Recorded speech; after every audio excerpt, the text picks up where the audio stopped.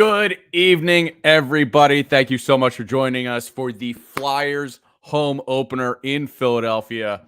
I am Bill Kornfeld, one of the hosts of Orange and Backcheck Podcast. Make sure you're following us if you are not already at Backcheck on Twitter, Facebook, Instagram, TikTok, all that fun stuff. We have an hour earlier start than what was originally planned because South Philadelphia is absolute chaos right now. 3 major sporting events. First one is obviously the Flyers and the Canucks tonight at 6 o'clock, originally scheduled for 7. And then they decided to put an international friendly soccer match at the link where the Philadelphia Eagles play the Germany versus Mexico at 8 o'clock. And then, let's be honest here, the most important thing that is happening in Philadelphia, the game 2 of the NLCS with the Phillies and Diamondbacks. So we are an hour earlier than expected. And because of that, my co-host, I'm going to bring him in. You won't see him because he's still working. He has to work at his actual job. And now he's in his car currently streaming here on the Hockey Podcast Network. How are you, Scott? What's going Bill, on? You got to see this setup I got going on, man. I have to send you a picture of this. I mean, I literally am driving down the road. I have my GPS on so I can see what time I'm actually getting home.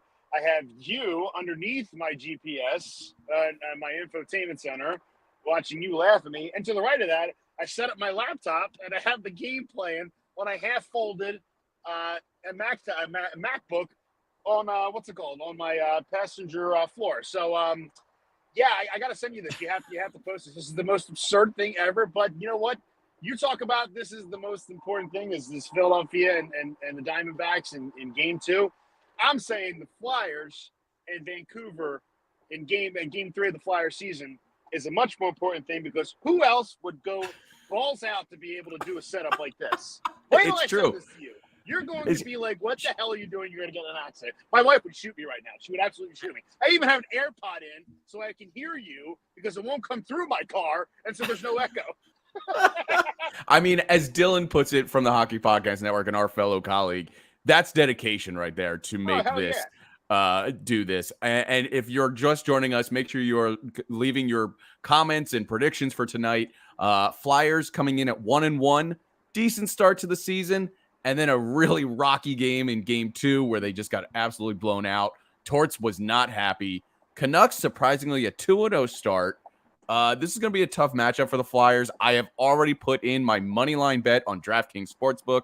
You can get in on the action when signing up using promo code THPN as always.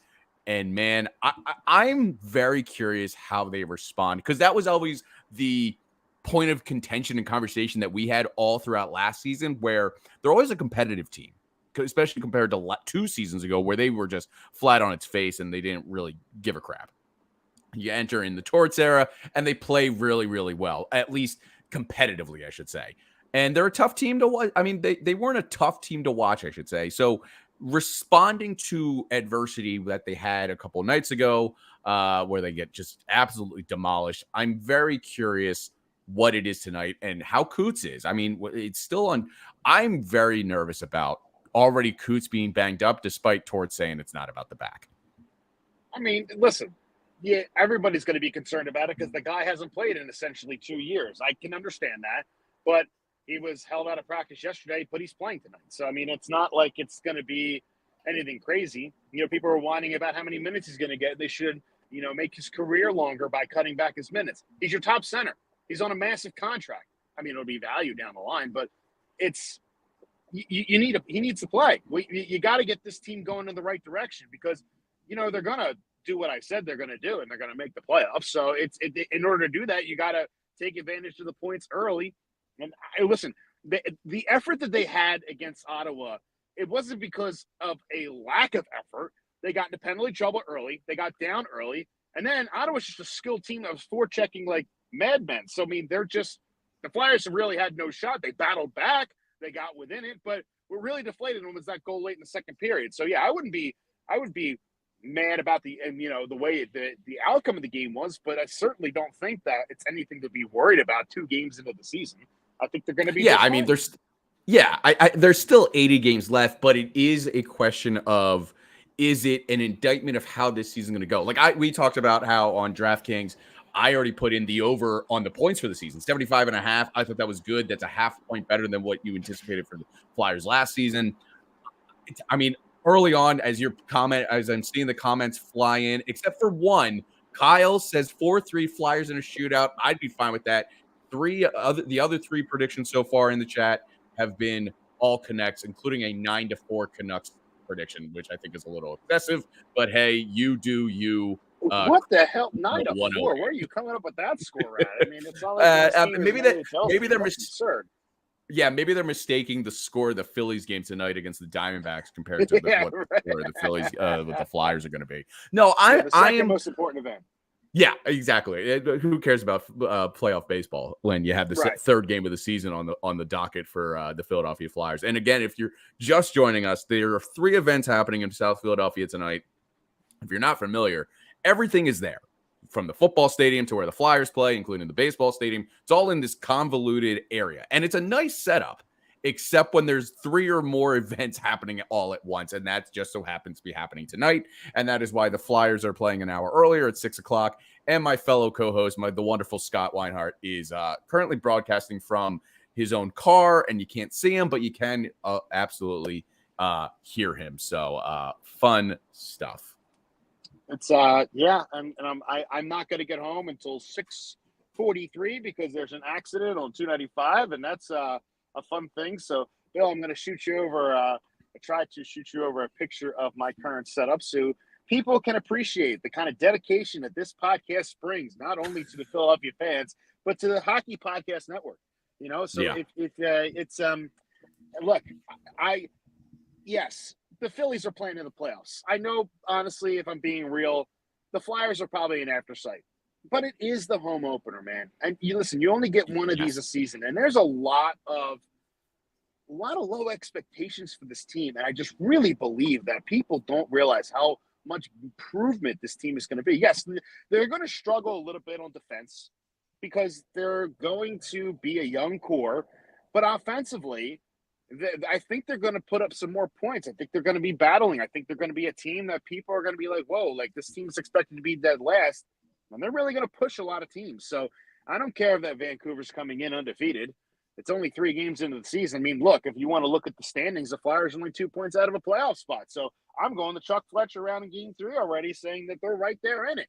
And if you can just – and to be real, if you get off to a decent start where you're bagging points early, and the inevitable slump that this team will have at some point during the season, maybe not 10 games in a row, but the inevitable slump that every team goes through, they can weather the storm and still be competitive late into the season. And that's really, as a fan, that you can ask for.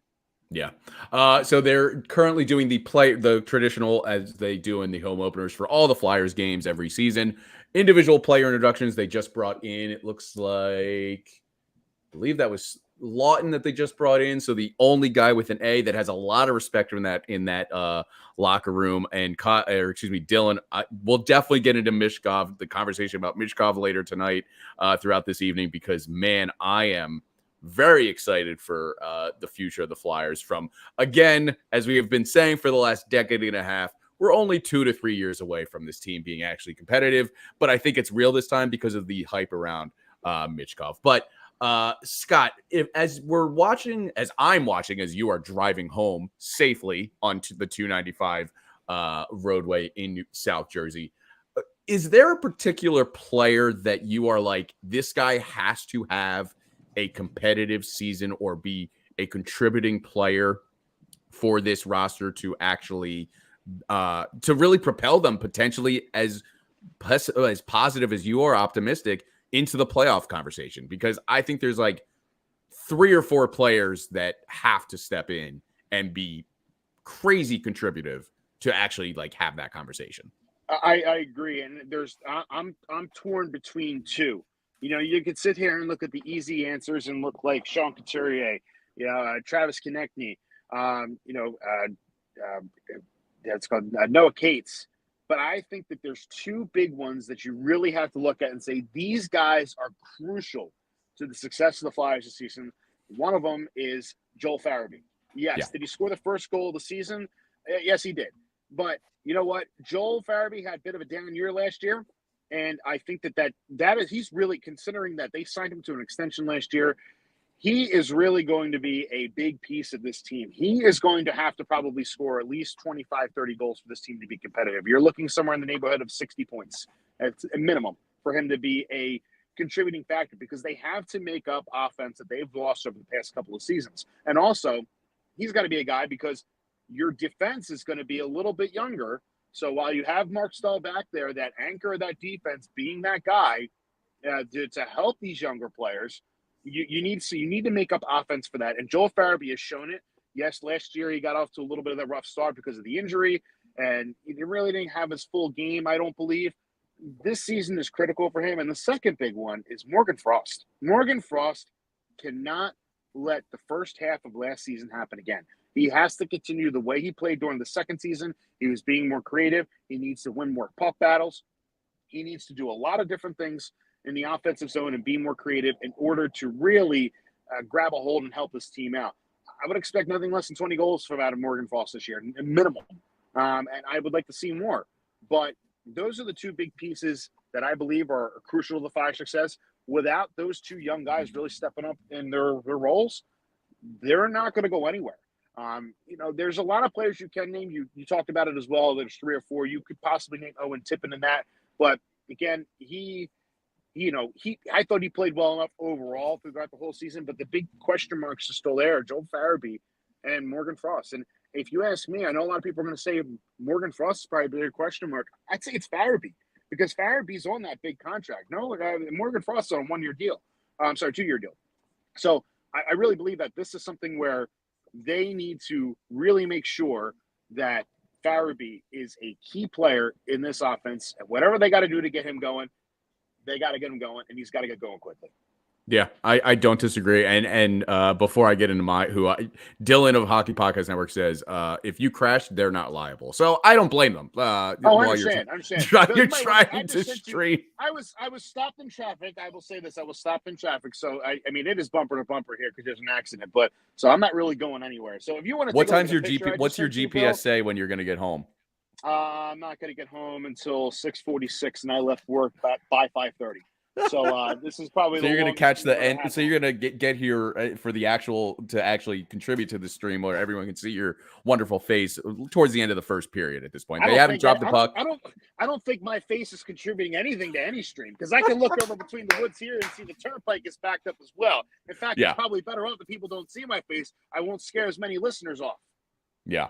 Jeremy, yes, we are going to be doing a stream for this entire game. And to answer your question, we obviously cannot show the game because of broadcasting rights, but we will talk about it. We'll have it live in our background, going through what we're seeing. We'll give a little bit of play-by-play, just contributing. This is the home opener for the Flyers. We're 3 games into the season. Scott and I, we're going to talk about everything. A little bit of Flyers, a little bit of the NHL, a little bit of baseball, because obviously the Phillies are going to be out there, but obviously that won't take center point. But we're definitely going to be here for the entire game for the Flyers and Canucks, the home opener, as we wait for puck drop. They are done with the introductions for the players tonight. And as always, this stream is brought to you by the Hockey Podcast Network and DraftKings Sportsbook, where you can sign up right now using promo code THPN. I grabbed the Flyers money line at plus 114, put a $5 bet on them. I think I'm feeling good. I think there's a special little bit of I think the city's on fire right now in a good way. Scott, Philadelphia's on, despite the Eagles loss on Sunday. I think the city is just feeling good vibes. Obviously, that is 100% all thanks to the Phillies. But the Flyers can catch this wind, and all of a sudden, by the time we get to Christmas, the new year, when the season for the hockey season really starts to you come into form of who we think is going to be contributing or contending and maybe on the fringe playoff, the Flyers could be there. I think, to be optimistic like you are, Scott. I think this team could be interesting. Like one of those, where did they come from? By around Christmas time. Now we'll see what happens by season's end. What you classically see is when these teams that surprise you kind of have a fall off and everything kind of levels off. But the Flyers could be a lot of fun and hold on to this wind of what we're seeing in the rest of the city with the Eagles and the Phillies. I'd love to see all four, but especially the Flyers, like just kind of ride that headwind and go with it and see where it can take you. I don't know who you are, but I want my co-host back, and you're going to make me crash my car because I've never heard you be as optimistic as that. I mean, but in all seriousness, that's what I think I've been saying all summer. This team can be fun. They're going to be exciting. Granted, I mean, you can't look at the record over the first 10 games and hit the panic button. I mean, not until around Christmas is when you start getting into real hockey. And what I mean by real hockey is that when teams start digging in, the points really start mattering. You get into those, the doldrums of the season where every point really matters and you get that rush to the playoffs.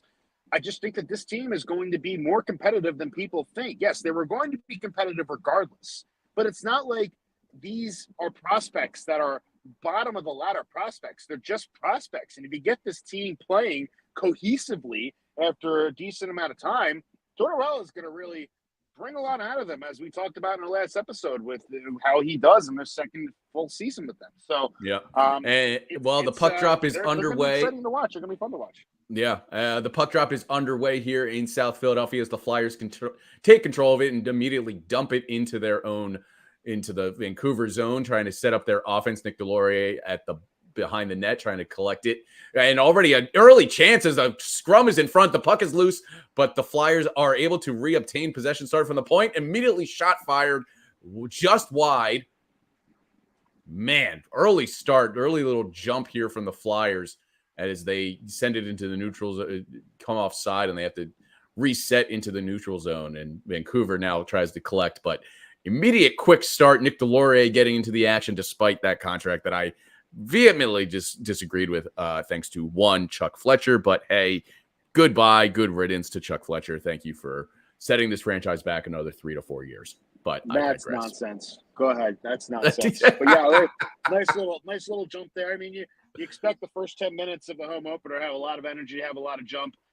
That's the thing is that everybody has that adrenaline going. That's what the Flyers experience. And immediately, Owen Tippett tried to stuff it on a beautiful pass. Couldn't tell who that was, but that is the first registered shot of the evening for the Philadelphia Flyers. Oh my goodness, what a shot. And man, good start. Owen Tippett's another guy that I think has to have a huge season for them to, as what we were just discussing, with trying to, who has to contribute for them to actually be truly a contender for the playoffs this season. That has to be Owen Tippett, and he's already gotten a lot of praise from one Tortorella. So I'm very high on Tippett, especially because he came into form, and I think that trade's looking better and better with Florida for him back in a couple seasons ago for when Giroux has another chance there. I believe that was actually, I could not tell who that was, but it was another chance there by the Flyers. Shot, score! Second shot of the game. And that is Tyson Forrester with the 1-0 goal. I think Zamula got credit for that one, Bill. I think you're right. got that one off the point. Wow. I thought that tipped off Forrester, but what a clean shot by Zamula. Let's take a look at this. Straight from the point. Waited a second and a half, and there was a clean screen against the goalie, and there was absolutely no chance for D'Amico to see that puck, and it's an early 1-0 goal. Demko, one of the best in the league in the business, and Igor Zamula getting his first one in the home opener, 2 minutes in, not even. That's a great start for the Flyers, man. That's a great start for this team. And as you said, they had to jump out to an early in that first 10 minutes because they always hear about the old adage, you got to survive or you got to press on the first 10 minutes of the game, depending on the situation. Obviously, you hear that a lot in the playoffs. You hear that a lot about tonight where it's the home opener. Flyers capitalize on it right away and to just keep that juice. Good crowd. I'm seeing the crowd there.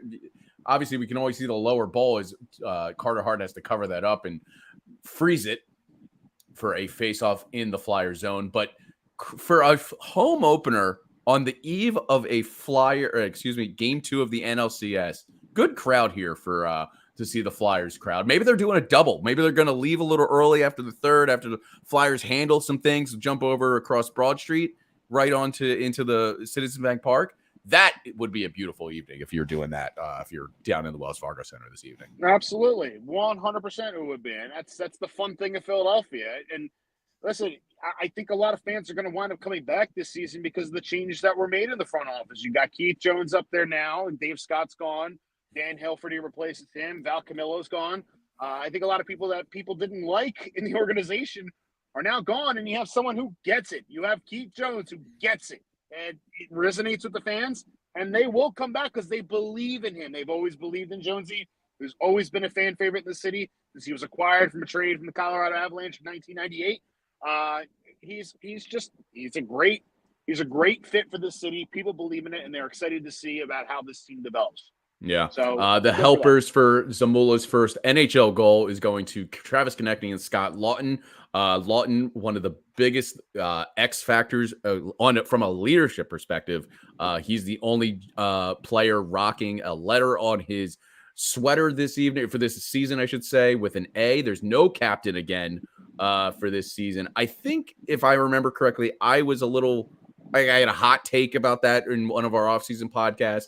It's so weird to me that we don't have a captain, but at the end of the day, it literally doesn't matter because there is no real leader. As Vancouver has another chance, big save, shoulder save by Carter Hart. Nothing, still chances by Vancouver, but nothing. Now a little bit of scrambling here as they get into the corner boards. Another shot on goal. Carter Hart standing tall, and they're trying to get it out. And here's where the Flyers kind of struggle, trying to just get control of the puck. That's all they like. This is something that they struggled with last season. They definitely struggled against Ottawa.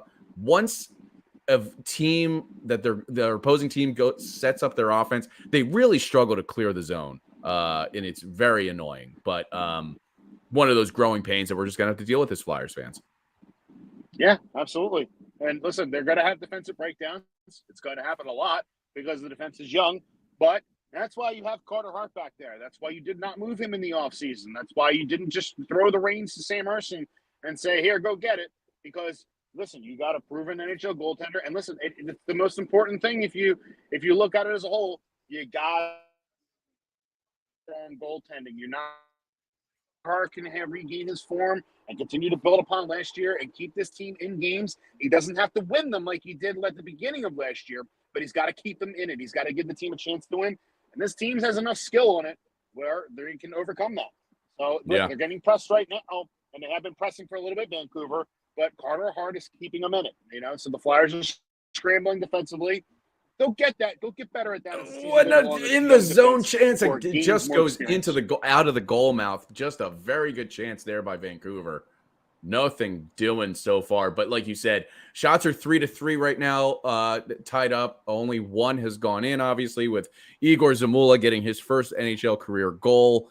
But ever since the goal, it has been all Vancouver since then, and just Carter Hart bailing this team out, playing a lot of scrambling, just trying to get something going here, but nothing happening for the Flyers in terms of just trying to break this offense down, and it's just very annoying. And as Dylan said, he's right. It's better to pick no captain on this Flyers team than the wrong captain, because the wrong captain can send the wrong message. And according to some Flyers fans, Claude Giroux was the wrong captain, which is a horrible take. But what the hot takes that some of these people have about Claude Giroux is the dumbest thing ever. Yeah, he didn't win any accolades. Yeah, he didn't win any trophies. But you know what? Look over the last 15 years. Who's third in points? Look at that. That matters. Yeah, that matters. It absolutely does. It's not Giroux's fault that they never built the team properly around him, other than Jaromir Jagr back in the time. That was it. So I mean, that was a little bit of Pronger, but obviously that was before Giroux really came into form. But I mean, you did absolutely nothing for Claude Giroux in his heyday. As the Flyers get their next chance, fourth shot on goal for this, after just holding off this flurry of Vancouver Canucks as we head into our first media timeout. This is, as long as they're competitive, I'm fine with it. That's all I'm asking for at this point. So if you're just joining us, I am Bill Kornfeld. This is the Orange and Backcheck watch along party for the for the Flyers home opener in Philadelphia against the Vancouver Canucks. We are on the Hockey Podcast Network page. I am, like I said, Bill Kornfeld, one half of the Orange and Backcheck podcast. My other co-host is Scott Weinhart, who you are hearing but not seeing because they decided to move this game up an hour at 6 o'clock Eastern time instead of the traditional 7 o'clock puck drop, because South Philadelphia, where all of the stadiums are from baseball, football, and soccer and hockey and all that fun stuff, is absolutely crazy right now because they have 3 events going on this evening, including the Flyers, obviously, as we were discussing, and the Phillies in the NLCS. So it's a crazy time right now to be a Philadelphia sports fan. We hope you are enjoying the podcast and the watch along party. If you are just hearing about us for the first time, make sure you subscribe to us. You can see our Twitter handle right in the name bug right there at Backcheck. You can follow us anywhere: Facebook, Twitter, Instagram, TikTok, all that fun stuff. Scott will be joining us hopefully in the next half hour or so when he gets home. Like I said, he's literally driving because he has a real job, unlike myself, who just works from home all day pretending to actually do things. So you should share the picture I sent you, Bill. If you're able to do that and upload it. I can share it. I'll show it through my phone. Here, I'll show it. There we go. I mean, that is literally his setup.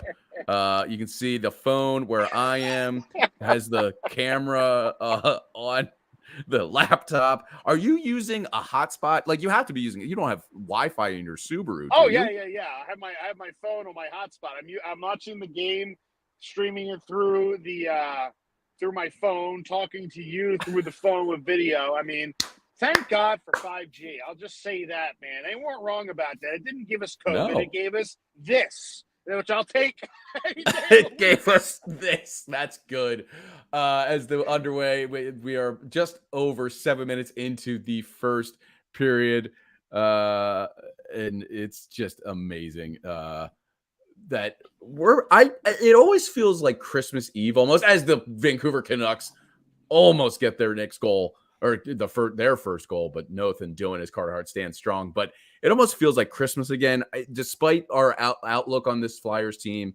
Anytime that it's a home opener, I just get giddy, and I cannot wait for puck drop. And I'm so glad we're able to do this here on the Hockey Podcast Network YouTube channel. It's so much fun. I know you as a goalie yourself who plays in a beer league, you got to feel the exact same way. Yeah, 100%. I mean, I've never had a home opener. I can tell you stories. I used to go to the home openers for years with the Flyers before, while I was in my college days and stuff like that. My buddy and I used to go. We used to get a pizza. We used to tailgate. But even so, like the first game of the season with hockey, yeah, you're always getting up for it. Absolutely, man. Like it's fun. I mean, yeah, you got technical problems where your technique isn't 100% there because you don't get a training camp like these guys. But listen, anytime you're stepping on the ice for the first time after a layoff, especially in front of your home crowd or your fans or people, the adrenaline just jacks up, man. It's great. It's absolutely great, even in beer league. And it looks like there's a delayed call. I thought I saw the ref's hand up. Yes, there is a delayed penalty. Vancouver is going to be on the power play here, but they are just waiting for the Flyers to touch puck there. So they're just going to pull D'Amico and Demko. I don't know why I keep saying D'Amico. Yeah, I'm thinking. I was just about to say I'm thinking of the former Eagles linebacker and head coach as the play stops, and the Flyers are going to be shorthanded here for the first time this evening as we get our first look at John Tortorella. A little bit of a smile there. That's always a weird sight when you see Tortorella smiling non-sarcastically, but yeah. So that'll be. Oh, I think they're going to call this interference on. It was against Peterson. So it's going to be Garnett Hathaway.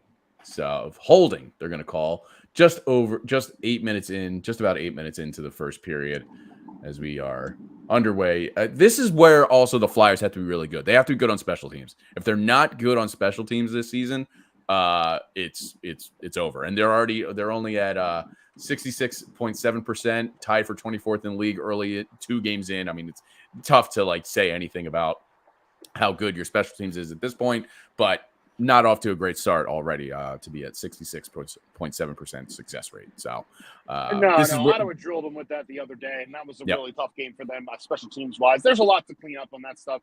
You're going to see that special teams probably come level up and see what they really are probably after 15 years.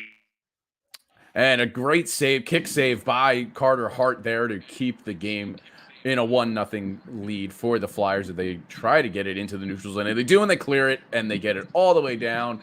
And it looks like that's going to be TK trying to get, and he centers it, no go. But now, are they going to be caught? No, it's stuck in the neutral zone as the Flyers keep control and just kind of hold on to the puck as long as they can. Again, Scott Lawton is skating in, trying to keep it, and keeps it into the goal, gets it behind the Vancouver net. Nothing doing as they dig away at it, and the Flyers continue to hold. 40 seconds left in the first power play of the game with Vancouver on the man advantage.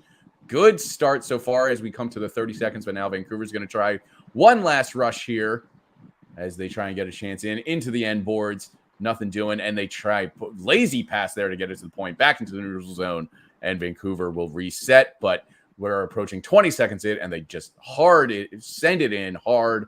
Carter Hart slows it down and is able to reset. But Joel Farabee trying to find something there, but gives it away. Vancouver now has it, setting it up at the point. Oh, great. And that goes into the netting. Early good start there, right there by the Flyers. Yes, Dylan. That was great penalty killing. That's how you kill a penalty. It took 3 Canucks to get that puck away from Scott Lawton. Now that is penalty killing.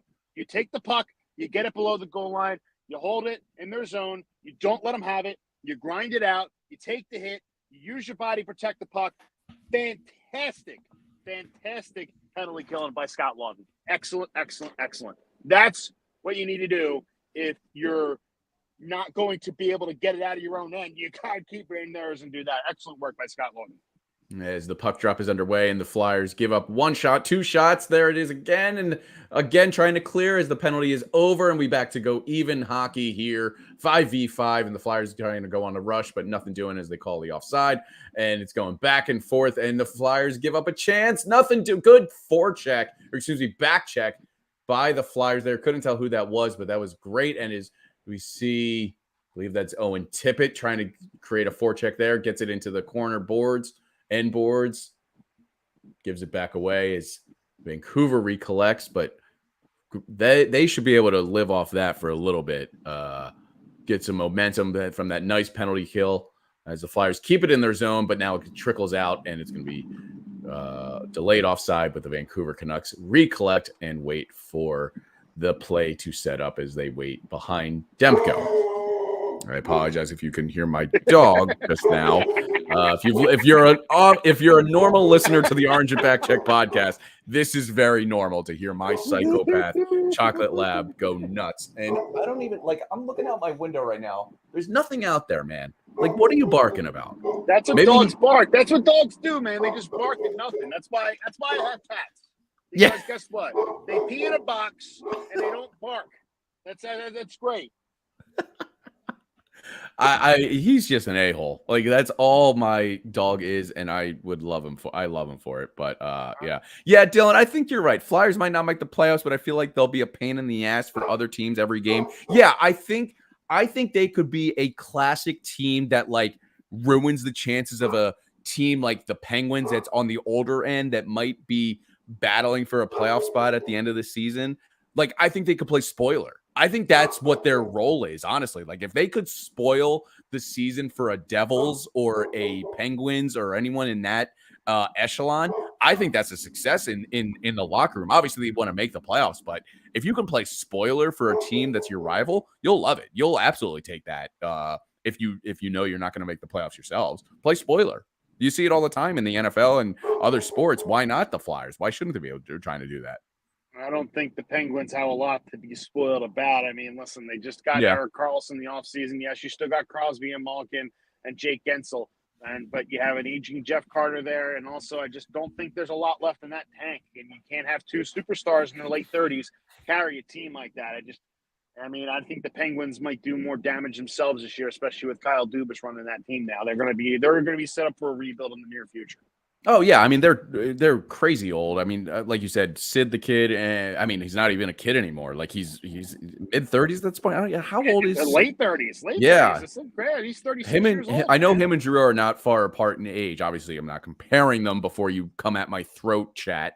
I'm comparing Drew and Sid the kid together, but I'm not. Like they're around the same age, so I always compared them in that sense. Where, uh, in terms of like how much longer do we have both of them, and it's crazy that we're seeing an exit. Like everyone's all up on Connor Bedard in Chicago right now. That's great. Adam Fellini, awesome. But like we're about to in the next 5, maybe less years, we're about to see an exodus of like Sidney Crosby, Chris Letang, Ovechkin. Like I want him to see him to break the scoring record, but he's got to be really up. Like he's got to be on it for the next couple of seasons to break that scoring record by Gretzky. But he's got like 100 goals left. I mean, 250 goal seasons, he might make it, man. He's getting close. He's getting close. He's getting close. As we're about 7. But and listen, at the same time that exodus is going to happen with these older guys, we're gonna have an influx of talent here in Philadelphia with not only Matvei Michkov, but people keep forgetting because of Michkov, you have Cutter Gauthier in the wings too. Yeah. So I mean, the shift is about to happen like it did in the late 2000s. It's gonna happen again. I don't disagree. I think the only conversation we ever had about Cutter was how he skipped out on the rookie camp in this most recent offseason, and everyone lost their mind. Yeah, once they drafted Matvei Michkov, everybody forgot about Cutter Gauthier. People are really underestimating how good Cutter Gauthier is going to be, especially if he transitions to the center successfully. Yeah, I think also that not that the only phrase I can think of is the shine worn off, like because of Michkov, but he also. I think people planned on him coming up this year, whether that was in the AHL or playing a season in the NHL. But then he went back to Boston this season, and like everyone, like the hype around him kind of died off, unwillingly. Like that wasn't fair to him because I think we're still seeing him this offseason, or excuse me, this season as soon as Boston's season's over after the Frozen Four if they make it, but. I think that's what drew people away too. Not just Michkov, but the fact that like he decided to stay in college another season is always a thing. So, but yeah, which if you vehemently disagree with. I don't think people realize how much the NCAA and hockey and the U.S. college hockey has really become a good developmental league. It really is because you can bypass the AHL. A lot of players can come out of college hockey and be fully prepared to play in the NHL. I mean, just look at Adam Fellini. Adam Fellini played at Michigan this past season. Adam Fantilli from Michigan. Yeah, you're right. I mean, and that's a good developmental league because it's a high pace. It's a lot of great talent, and the U.S. has really come light years ahead in the past 25 years about how well they develop their talent. I mean. Look, a lot of these guys are American now. They're not just Canadian. They're not just Swedish. They're not just Finnish. There's a lot of American talent, that's a high-end American talent that's come through the system in the last 20 years. And that's a credit to USA Hockey and the way they've had structured things as far as making sure that the NCAA is more competitive as well. Yeah, as we are waiting for the return from the second media timeout, just under 8 minutes to play in this first period. The Flyers hold a 1-0 lead over the Vancouver Canucks in their home opener. After a quick start for the Flyers, I mean, they were juiced up. They came out firing as they showed D-men point leaders last season. Quinn Hughes had a staggering 76 points for Vancouver last season, only trailing Erik Karlsson at 101, who you're not going to – Karlsson's on another planet. Yeah. Last team. Absurd. That's all your offense right there. I mean, that just goes into just how good Quinn Hughes is. I mean, that guy – there's a lot of talent around that is coming into the league, as we just talked about. Quinn Hughes is right there, and no one talks about him again because Vancouver's towards the bottom. Despite they're starting out really hot this season as they take a chance from the point. No go. I don't think that reached the net for Carter Hart to make a save, but they're 2-0 on this season. That's a good start. That's tough to do in the NHL these days. Start off hot 2-0. And that's the thing. Another team that's also in the midst of a rebuild with Jim Rutherford as GM. So I mean, they're going to get better as they go along. And listen, the Hughes family, they're the next stalls. I mean, you have Jack Hughes, you have Quinn Hughes, and I believe there's another one up and coming. So there's a lot of talent there that's coming up, especially with the Hughes brothers. They're going to be the next stall family. I'm telling you. Yeah, I'm very excited. So 6:50 left in this first period. Shots 6 apiece here for both teams, but it is the Flyers holding the meaningful 1-0 lead. I'm very curious, Scott. We haven't really talked about him other than not wanting to trade him. Carter Hart is he's coming up. I didn't realize this. He only has about a year left on his contract. I'm very curious what the future holds for Carter Hart here in Philadelphia. Well, that's why you locked up Urson to a multi-year deal, because you're not sure what's going to happen. You got to have some a goalie on the roster there. Cal Peterson being sent down. I'm not sure if he's ever going to play in the NHL again. You got to figure it out, because while the cap will go up, not this upcoming season, but next season, it's really going to be interesting to find out exactly what the Flyers plan to do, if they plan to trade him, if they feel like they're ready in the rebuild. He's only 25 years old. That is not that's young for a goaltender. People don't realize, yes, he's been in the league since he was 20 years old, but he's got experience under his belt, and you just don't let a good goaltender walk. I mean, you just don't do it. So if you have good goaltending and you have a goaltender you can build around, yeah, you're going to have to pay him a little bit. But look what the Jets did. The Jets just sucked it up and paid Connor Hellebuck a lot of money instead of trading him.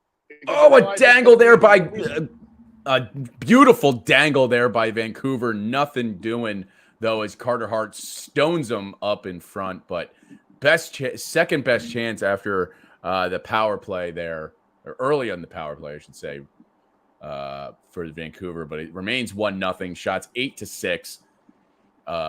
Like you said, Carter Hart has to be big. And Connor says Rutherford is an embarrassment to this organization in Vancouver. I don't necessarily disagree there, Connor. I mean, well, I will say it's tough to really support, or if there's not a clear-cut plan in your rebuild or your retooling, if you're into that phrase like some GMs are. There's no plan, you lose the faith of your fan base like that, very, very quickly. And whether it's fair or not, at least what I think the difference is for this season compared to last season with the Flyers is, what this team is now. Is there a chance that they surprise people? Yeah, absolutely. I think anybody can be surprised by any team in the NHL. That's what makes it so great. But when Briere and Keith Jones are in the fold and they're being very forthcoming look at the team's campaign, a new era of orange and all this stuff. It's not just about the new jerseys and the new sweaters that they're wearing. It's all about they're ushering in a new era. They know that they messed up over the last couple of years under Chuck Fletcher and under why am I blanking on the former owner that is now Hilferty? Whatever, doesn't matter. Dave Scott. Dave Scott. Thank you. It's just when they are trying to pull the wool over your eyes and go, no, this is just a retool. We're going to be fine. Everyone in the room saw after 2020, this is not okay. And they didn't want to be forthright. And now they are. And that's why they have a little bit of slack. People understand where they are compared to other rebuilding organizations. It's not always if you're not forthright with your fans, especially in hockey, they're going to call you out and not be happy with you. Listen, and everybody realizes they take it on the face. I'll pose Connor a question. Connor, would you rather have Jim Benning or Jim Rutherford? Because I'll tell you what, if you look at how many cups they have on the wall, Jim Rutherford's got a hell of a lot more than Jim Benning does. So that's one part of it. Second of all, Bill, you're absolutely right. You need to be transparent with the fans. If one thing I can tell you about hockey fans, they're not stupid. They're not gullible by any stretch of the imagination. Most hockey fans are very educated in the sport that they love. So if you're not going to be straightforward about a rebuild, then yes, you're going to lose the support of the fan base. And that's what happened here in Philadelphia for a while. Now they're coming out and saying, like T-Show says, we're rebuilding.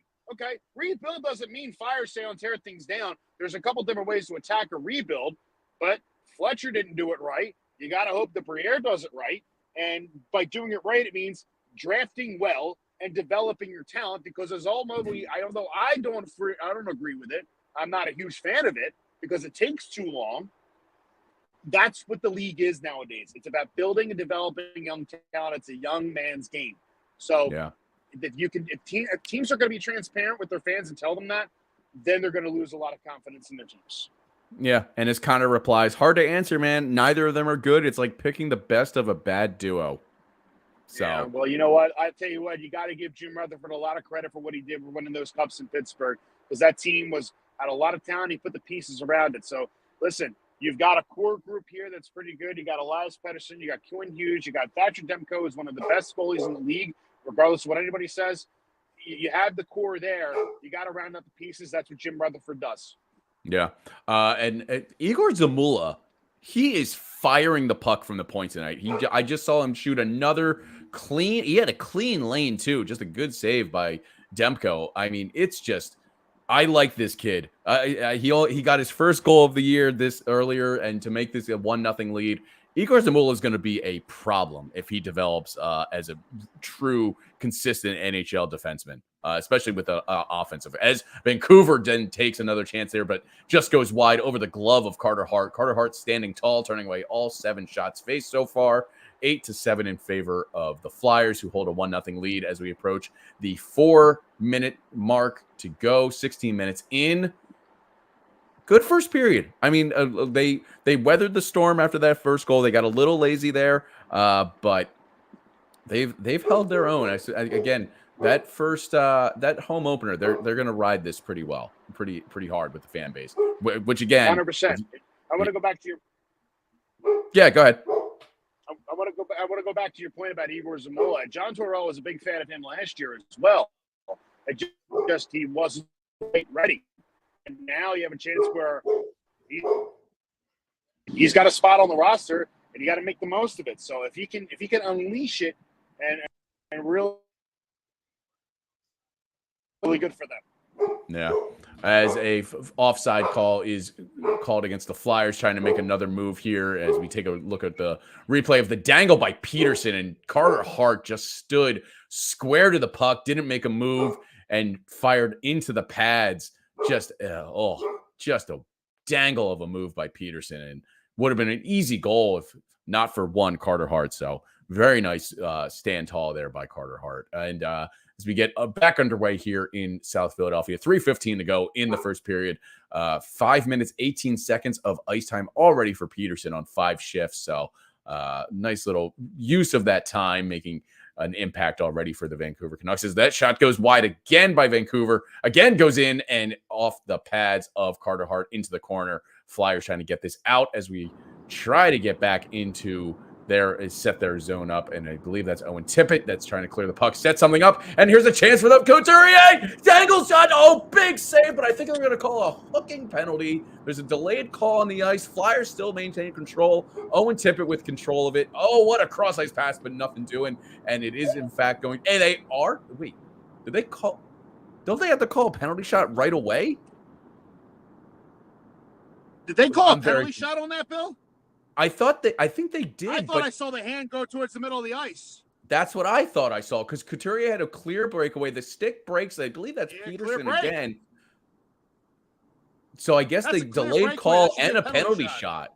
Wow. So this is going to be the first penalty shot of the year for the Philadelphia Flyers. And it's one Sean Couturier that has been a lot of question marks about what he will do on his return after not playing for nearly 2 seasons, thanks to unfortunate back injuries, having 2 surgeries in the span of 2 years. Since December of 2021 was when the last time he played. And here we go. Penalty shot for the Sean Couturier and the Philadelphia Flyers. He takes the puck wide, goes dangles in, comes in, top of the circle, goes back, shot, score! Oh, what a dangle there by Sean Couturier and Dragos. I am right there with you, friend. I took the Flyers money line on DraftKings Sportsbook. 2-0 Flyers with just under a few minutes to go in the first period. Oh, my goodness. That made me smile. My goodness. Sean Couturier, welcome back, ridiculous. Sir. Yeah, that was ridiculous. He pivots, starts skating backwards to Thatcher Demko, then flips and opens up on the forehand and rips it blocker side. How do you even play that as a goalie? Like, I have no idea. Absurd. Highlight reel vote for Couturier. I'll take that. That's one of the best penalty shots taken by a Philadelphia Flyer since Claude Giroux did it like 10 years ago, maybe a little bit longer, where he like just absolutely shook the goalie out of his pads. That was premier echelon right there by one Sean Couturier. Wow. Did not expect that from one Sean Couturier. Honestly, my goodness. And as Dylan just makes note of it, he's their best player. He's their best player. You should expect that. Not those kind of dangles, not that kind of stick and mittens, those silky mitts. But as Dylan puts it, thank you for looking this up. I was curious how long it's been. 676 days since Couturier's last goal. Welcome back, sir. Welcome back. Who should be the captain, by the way, but that's neither here nor there. Oh, they're showing the replay now. Throw that little nugget in there, didn't you? I knew that would annoy you. If you're just joining us, we are the Orange and Backcheck podcast. Yeah, what a beautiful goal. And look at the shot at the bench, getting all ecstatic. Torts looked away. That was funny. He was like, all right, cool. We scored. Classic Torts. Yeah, pretty much. Go do it again. Yeah, do it for 79 more games. Yeah. Connor, you're not wrong. I think this is really well put. We're doing to Philly what Edmund did to us in Vancouver, laying siege but getting nothing out of it. Yeah, I do think Vancouver has played a better game overall, but the Flyers have taken advantage. They had a nice early 8 minutes to open up the scoring at 1-0 as we just about to enter the last minute of play here in the first period. But then after that first goal, Vancouver really turned on the Jets, and as they try to make up their way now neutral zone into their Flyers defensive zone as it's sticked away by the Flyers, and it goes into the corner boards again. The dangerous pass there to try and set something up as they just fluttered into the neutral zone, into the Vancouver zone. But yeah, I don't disagree, Connor. I think Vancouver has overall played better, but Flyers have taken advantage of the chances that they've been given, and that's what makes the difference for a 2-0 lead. For the Flyers. Just a beautiful start. That's exactly what happens. You need to the chances you have them, because you don't get many of them in a game, and if you're not going to be offensive, if you're going to be defensively challenged and get pinned down a couple times, you got to score some goals, and good for the Flyers doing that. If you're just joining us, we are the Orange and Backcheck podcast as we approach 5, 4, 3, 2, and that is going to do it for the first period in South Philadelphia for the Flyers home opener. They lead the Vancouver Canucks 2-0 thanks to the first NHL goal by Igor Zamula, defenseman, and one of the best penalty shots scored by a Philadelphia Flyer in a very long time in one Sean Couturier, who has scored for the first time in 676 days because of injury. So welcome back, Sean Couturier. It is 2-0 Philadelphia after the end of one. We are the Orange and Backcheck podcast. I am the co-host, Bill Kornfeld. Make sure you are subscribing to us and following us on all social media platforms and everywhere you get your podcast. Orange and Backcheck podcast. Follow us right along on where it says that tag right there. Oh, Backcheck. Like I said, I am the co-host. My fellow co-host is Scott Weinhart. You are hearing but not seeing because they moved this game up to 6 p.m. and he had to drive home from work. Dedication at its finest. And I just got home at the end of the first period, so good. So we'll see you. We'll see you for the second period. At some point in the second period, yes, I will be hopping back on. I do have to. Full disclosure, so people know I have children, so I do have to go put my kids to bed. And once I do that, I will be hopping back on. So I have to show. Yeah. If you're just joining us, this was one. I apologize again because you're hearing my dog go crazy. But this was Scott's setup for that entire first period as he drove home from work in his South Jersey residence. So a lot of fun. So we are just getting underway here. 40 minutes to play. To go right before the end of this one, but a lot of good things to say about the Philadelphia Flyers. My dog is apparently not happy, but we are going to take a short break, and we'll be back for the second period in just a few minutes.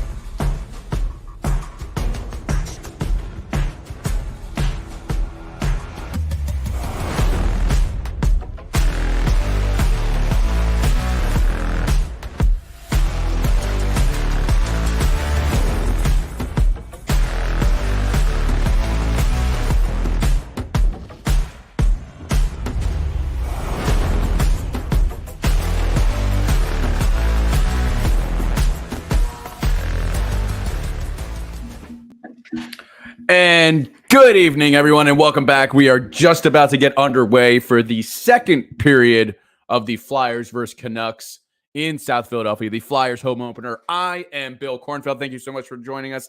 I am the co-host of the Orange and Backcheck podcast, the official Flyers podcast on the Hockey Podcast Network. We are just about to get underway. As I said, the Flyers lead 2-0 after 20, thanks to the first NHL goal by defenseman Igor Zamula and one of the prettiest penalty shots I have ever seen. I think Flyers fans have ever seen, thanks to one Sean Couturier. And it's his first in, I believe we said, 676 days due to his back injuries over the past 2 years. So good to see the kid back in Sean Couturier. It's been a lot of fun. As I said, I am the co-host of the Orange and Backcheck podcast. My co-host, Scott Weinhart, was joined us for the first period via his car because they moved this game up to 6 p.m. Eastern time here because of the chaos going down in South Philadelphia with the Flyers. Obviously, there's also a soccer match at the Lincoln Financial Field where the Philadelphia Eagles play. And then, of course, if you're a baseball fan, you know that the National League Championship Series Game 2 is tonight, also in South Philadelphia. So a lot of fun. If you're not familiar with that area, all of the stadiums from basketball to football to hockey and everything baseball, they're all in that conglomerated area. It's a lot of fun. It's very easy to get to, but every once in a while, it's a good thing. It only happens in October, it seems, because of all four sports playing at once. So it's a lot of fun to see when these kind of situations happen, when all big events are happening in South Philadelphia. So a lot of fun. Scott will be joining us again in just a few minutes. We are just waiting for him to put his kids to bed. He finally got home safe and sound after streaming the entire first period by himself while driving. So credit to him. That's dedication. The second period should begin in just a few minutes here. Just about to get underway. Some quick stats that I saw that took my eye. Like I said, Igor Zamula had his first goal of the season and of his career tonight to put the Flyers up 1-0. And then Sean Couturier, towards the end of the period, drew a penalty shot and just made one of the prettiest goals. I highly encourage you to go look it up if you have a minute or two, because obviously we're just waiting for the game to get started here. But man, just absolutely incredible. So that was a minute 45 into the game was Igor Zamula's, and then 17:23 into the first period, Sean Couturier for his first of the season. Konechny and Lawton were on the helpers for Igor Zamula, their second and third, respectively. Shots 11-9 in favor of Vancouver. Face-off percentages straight down the middle, 50-50. Nothing doing on the power play. Vancouver 0 for 1. Penalty minutes, obviously 2. Hits 10-6 in favor of Vancouver. Block shots even at 4. And the Flyers having a lot of giveaways. That's been a problem over the last couple of seasons that definitely Tortorella wants to clean up. But it was 8 giveaways for the Flyers in that first period. So not good. But they did give 3 takeaways away. But they did not. There's no takeaways credited to Vancouver just yet. So all unforced errors by the Philadelphia Flyers in that first period to credit those 8 giveaways. So if you're just joining us, thank you so much for listening on and watching along here on the YouTube channel for the Hockey Podcast Network, brought to you by the DraftKings Sportsbook. If you have not signed up already, make sure you use promo code THPN when signing up to get your bonus. I believe it's right now $5, and you'll get $200 in free bets, and you can't beat that. Right now, right before the pregame started, before the game started, I should say, I took the Flyers money line at plus 114. Let's see what you can get that at right now on DraftKings. Minus 410. So obviously that is heavy odds in favor of the home team. And like I was talking with Scott, I think this is about the juju. It's all about the momentum, the moxie, as some people call it, in terms of how these sports teams play. You obviously have the juice of that home opener tonight for Philadelphia. But also, if you're not paying attention to Philadelphia sports, and I don't blame you if you're not. It's a very cultish audience. But when we're really successful, there's a lot of good juju going around as the second period is now underway. And I think the Flyers are just trying to get them started. I think the Flyers are trying to ride these coattails of the success of the Eagles and the Phillies into this season. And we're already seeing that. Obviously, I know we're 2 games in for the season that are at 1-1. Really disappointing game against Ottawa the other night. And they bounced back well. I mean, we're underway here, and the Flyers holding on to that 2-0 lead. So we'll see how it goes. But we'll be joined by Scott in a few minutes. Again, I am Bill Kornfeld, host of the Orange and Backcheck podcast. If you have not subscribed already, please do so on your favorite podcasting platform, Spotify, Apple, Stitcher, all that fun stuff. And make sure you subscribe and follow us along on all our social media platforms, Twitter, Facebook, Instagram, TikTok, all of that good stuff. As the Flyers take another chance here in the neutral zone, as a ripping shot there by Tyson Forrester doesn't find its way to Demko, and it's turned away into the end boards, but the Flyers still pressing in the Vancouver zone. Tyson Forrester again taking from the outside, trying to swing it in, and he can't, but he keeps it in the zone as that hits Demko and turns away.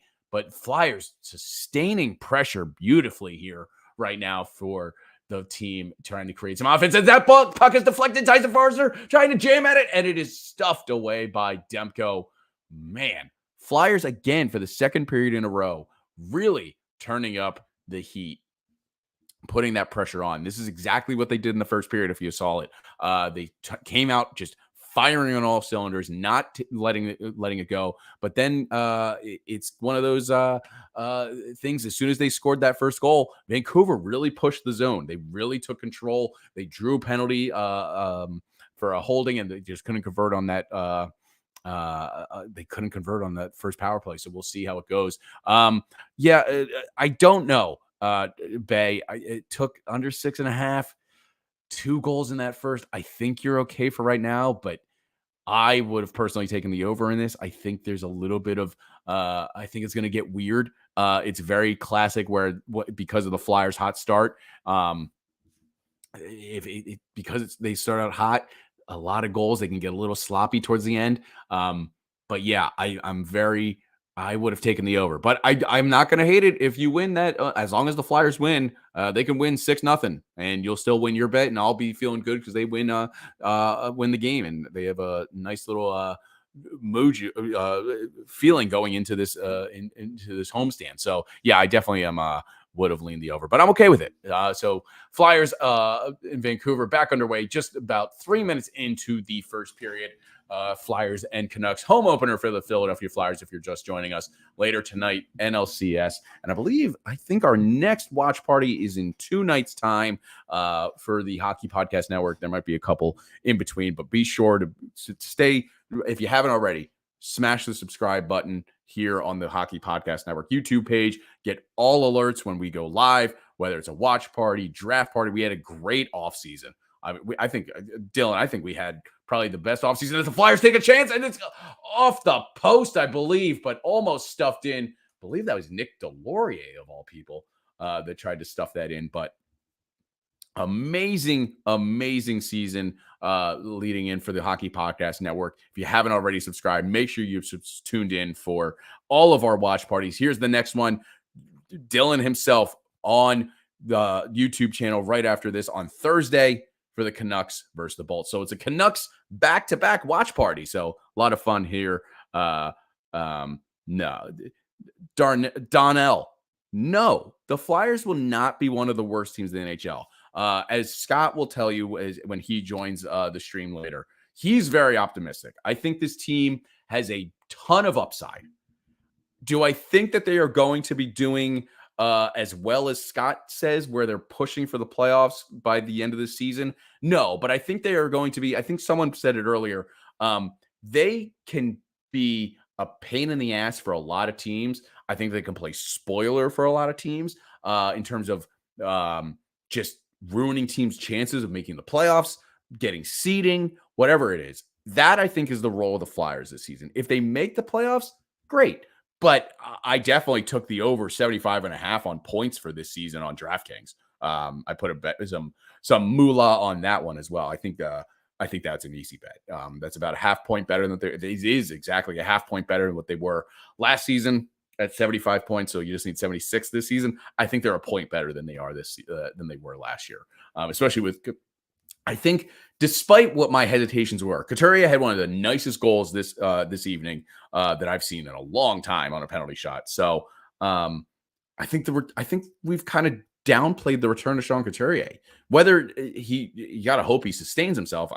He looks fine after missing practice yesterday. After Tort said he's a little banged up, and that also drew a lot of ire from myself and a few other fans here, because the guy hasn't played a game in almost 2 seasons and he's already banged up. But I think that's part of the rehabilitation for this guy getting back into NHL play. So I think this team they're not going to be the worst in the league. That I can promise you. I'm very, very, very, very sure on that. They're not going to be the worst team. So as we approach the 5-minute mark into the second period here for the Flyers, and the Flyers, nothing doing since that hot start, as the Flyers take a nice pass. Oh, and it's a beautiful tic-tac-toe there by the Flyers, but nothing doing. And Joel Farabee cross-ice pass. I could not tell who that was that he tried to get on the right side. I believe it was Hartnett maybe, but just a beautiful goal. It's an open. Oh, what a pad save by Demko there to keep it 2-0 for the Philadelphia Flyers. Just a beautiful sliding across the ice. My goodness. Just a beautiful play by Demko there to keep it at 2-0, as Vancouver now tries to take a chance, and it is poked away by, look like, Sanheim there. And my goodness, as the Flyers then try to get it out of their zone, could not clear their zone. Vancouver keeps it in, takes a chance, and is blocked away into the corner boards. Again, Cam York trying to create something, and the Vancouver Canucks set it up at the point.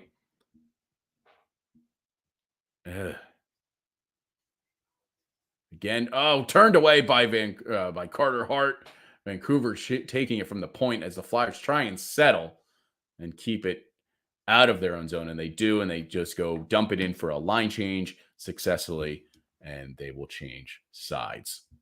But again, Vancouver clearing it into the zone and dumping it in, but it quickly turned out. I believe this will be, nope, it will not be icing, because Joel Farabee turned on the Jets and canceled out the icing. So well done by him to keep the flow of play going. Nothing doing so far.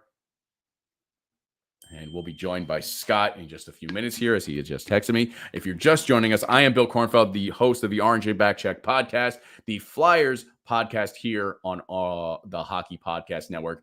I am one half of the show. Scott is going to be joining us in just a few minutes after putting his kids to bed. Got home from work. If you missed it, he streamed the entire first period from his car while driving home. And if you're from New Jersey, you know that it's probably not the safest thing to do, but Scott doesn't care. And that's dedication right there. As Dylan said, hard to find those kind of people like Scott. So good on Scott.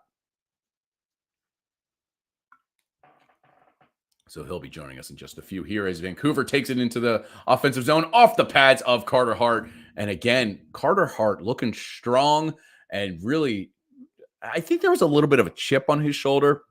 There's a lot of media narrative this offseason as the Flyers take another chance, and nothing doing, as that one is rolled away, poked away by Vancouver. And that next shot goes wide from the point, nothing doing. But I think there was a narrative under Carter Hart that he is taking to heart, no pun intended, where people were a little curious of what his stance was. He was in a couple trade rumors this past off season. Obviously, nothing flourished. He only has a year and a half left. 2 years, including this season, on his contract. So there's a lot of question marks on if he's going to be here for the long term. Obviously, that's a big question mark when the team is in rebuild mode like it is. Mishkov is hopefully on his way over. So is Carter Hart in the plans? At the end of the day, I think he is. But I think because of the narrative around this particular past off season, I think he has a chip on his shoulder. He's trying to prove those haters wrong, for lack of a better phrase. So yeah, I'm very curious how Carter Hart does this season. I think he's going to have a strong season, especially because they continue to give him the confidence. They don't especially now that they're backing him up with young keepers rather than the Martin Joneses of the world. This is Carter Hart's team in terms of goalie. There's no one else there. So I'm very curious. Andrew, it is obviously the Phillies. So they are playing later tonight. I'm going to be joining the Philadelphia Phillies in the NLCS later this evening at the conclusion of this game as we reach just about under the midway point as we reach our first media timeout. Under 11 minutes to play, just about 9 minutes in. And the Flyers are holding on to a 2-0 lead. Thank you for joining us. As always, I am Bill Kornfeld of the Orange and Backcheck podcast, just waiting on a few more minutes from Scott Weinhart, the fellow co-host of this game for this show. So I'm very excited to join him. He can tell us all about his travels from New Jersey back home while also streaming this show. So a lot of fun. If you have not already, make sure you have subscribed to our YouTube channel, Hockey Podcast Network, right there. Hit the bell and you'll be alerted every time we go live. We are doing these watch parties all season long. You'll be hearing from Scott and myself. Dylan is going to be here on Thursday night for the Vancouver Canucks game coming up against the Lightning. A lot of fun. If you haven't already followed us, make sure. What are you doing, man? Gotta be following us. So yeah, I'm very excited. Give me your predictions. What do you think the Flyers will? Let's be nicer than what DraftKings was. Will they reach over 73.5 points? I took the over at 75.5. On DraftKings. I think that's way too easy of a line. So I'll be even nicer for you folks. 73.5. Do they reach 74 points? That feels like easy money. Easy money. Because despite what you think of Torts, despite what I think of Torts, I don't think Torts is the right guy for this. Is at the end of the day going to be here when the team is actually winning consistently. And I think he actually knows that. If you listen to his press conference when he was initially hired, he was like, I don't know if it doesn't matter if they start winning. I'm probably phrasing it a little bit wrong, but he was not very, he understood where the franchise was at that point. Others did not. So it's going to be very curious. And lo and behold, a man who is finally home from work, Scott Weinhart, fellow co-host of right here at Orange and Backcheck. Thank you so much for joining us, sir. How are you? Finally, after getting home at like 7 o'clock and then finally getting the kids to bed and getting home and dealing with that nonsense. It's always the younger one. He just always has to, at the end, right before shower time, I got to poop. Great. And for those of you with kids, yeah, it's like, great. At shower time, you got to go take a dump beforehand. So great. Just excellent job by you, kid. But I'm happy to hear a good first period so far, and try to catch up and get everything squared up here to get going. And look, can't ask for a better start. And that home, I'll say that you really can't. So of course NBC's making me sign it again. So of course, hey, nothing going right tonight. The current score is 2-0 Flyers. We'll post the score up on the banner every once in a while. I don't want to keep it up there too long. But yeah, just approaching 10 minutes as the Vancouver Canucks. Oh, what a bad pass there. Couldn't settle it. Had a wide open net. Carter Hart was left all alone and left the left side of his net wide open. But the Flyers get away from that one, and they are now trying to create some chances as they skate in. I believe that's Joe Farabee shot, and they're going to call another penalty. This might be... No, they're going to call a slashing penalty. No penalty shot, unlike the end of the first period for Sean Couturier, who got a penalty shot goal. But, oh my goodness. Actually, this is Atkinson? Oh, welcome back, Cam Atkinson. Oh my goodness. What a beautiful dangle and draw of the penalty. So the Flyers are going to be going on the man-up advantage here with just under 10 minutes to play. They're going to call Tyler Myers for the slashing call on Vancouver. So first power play of the night for the Flyers. Again, I said this, Scott, early when they killed off the first penalty in the first period. Special teams is how far this team will go. Not agreed.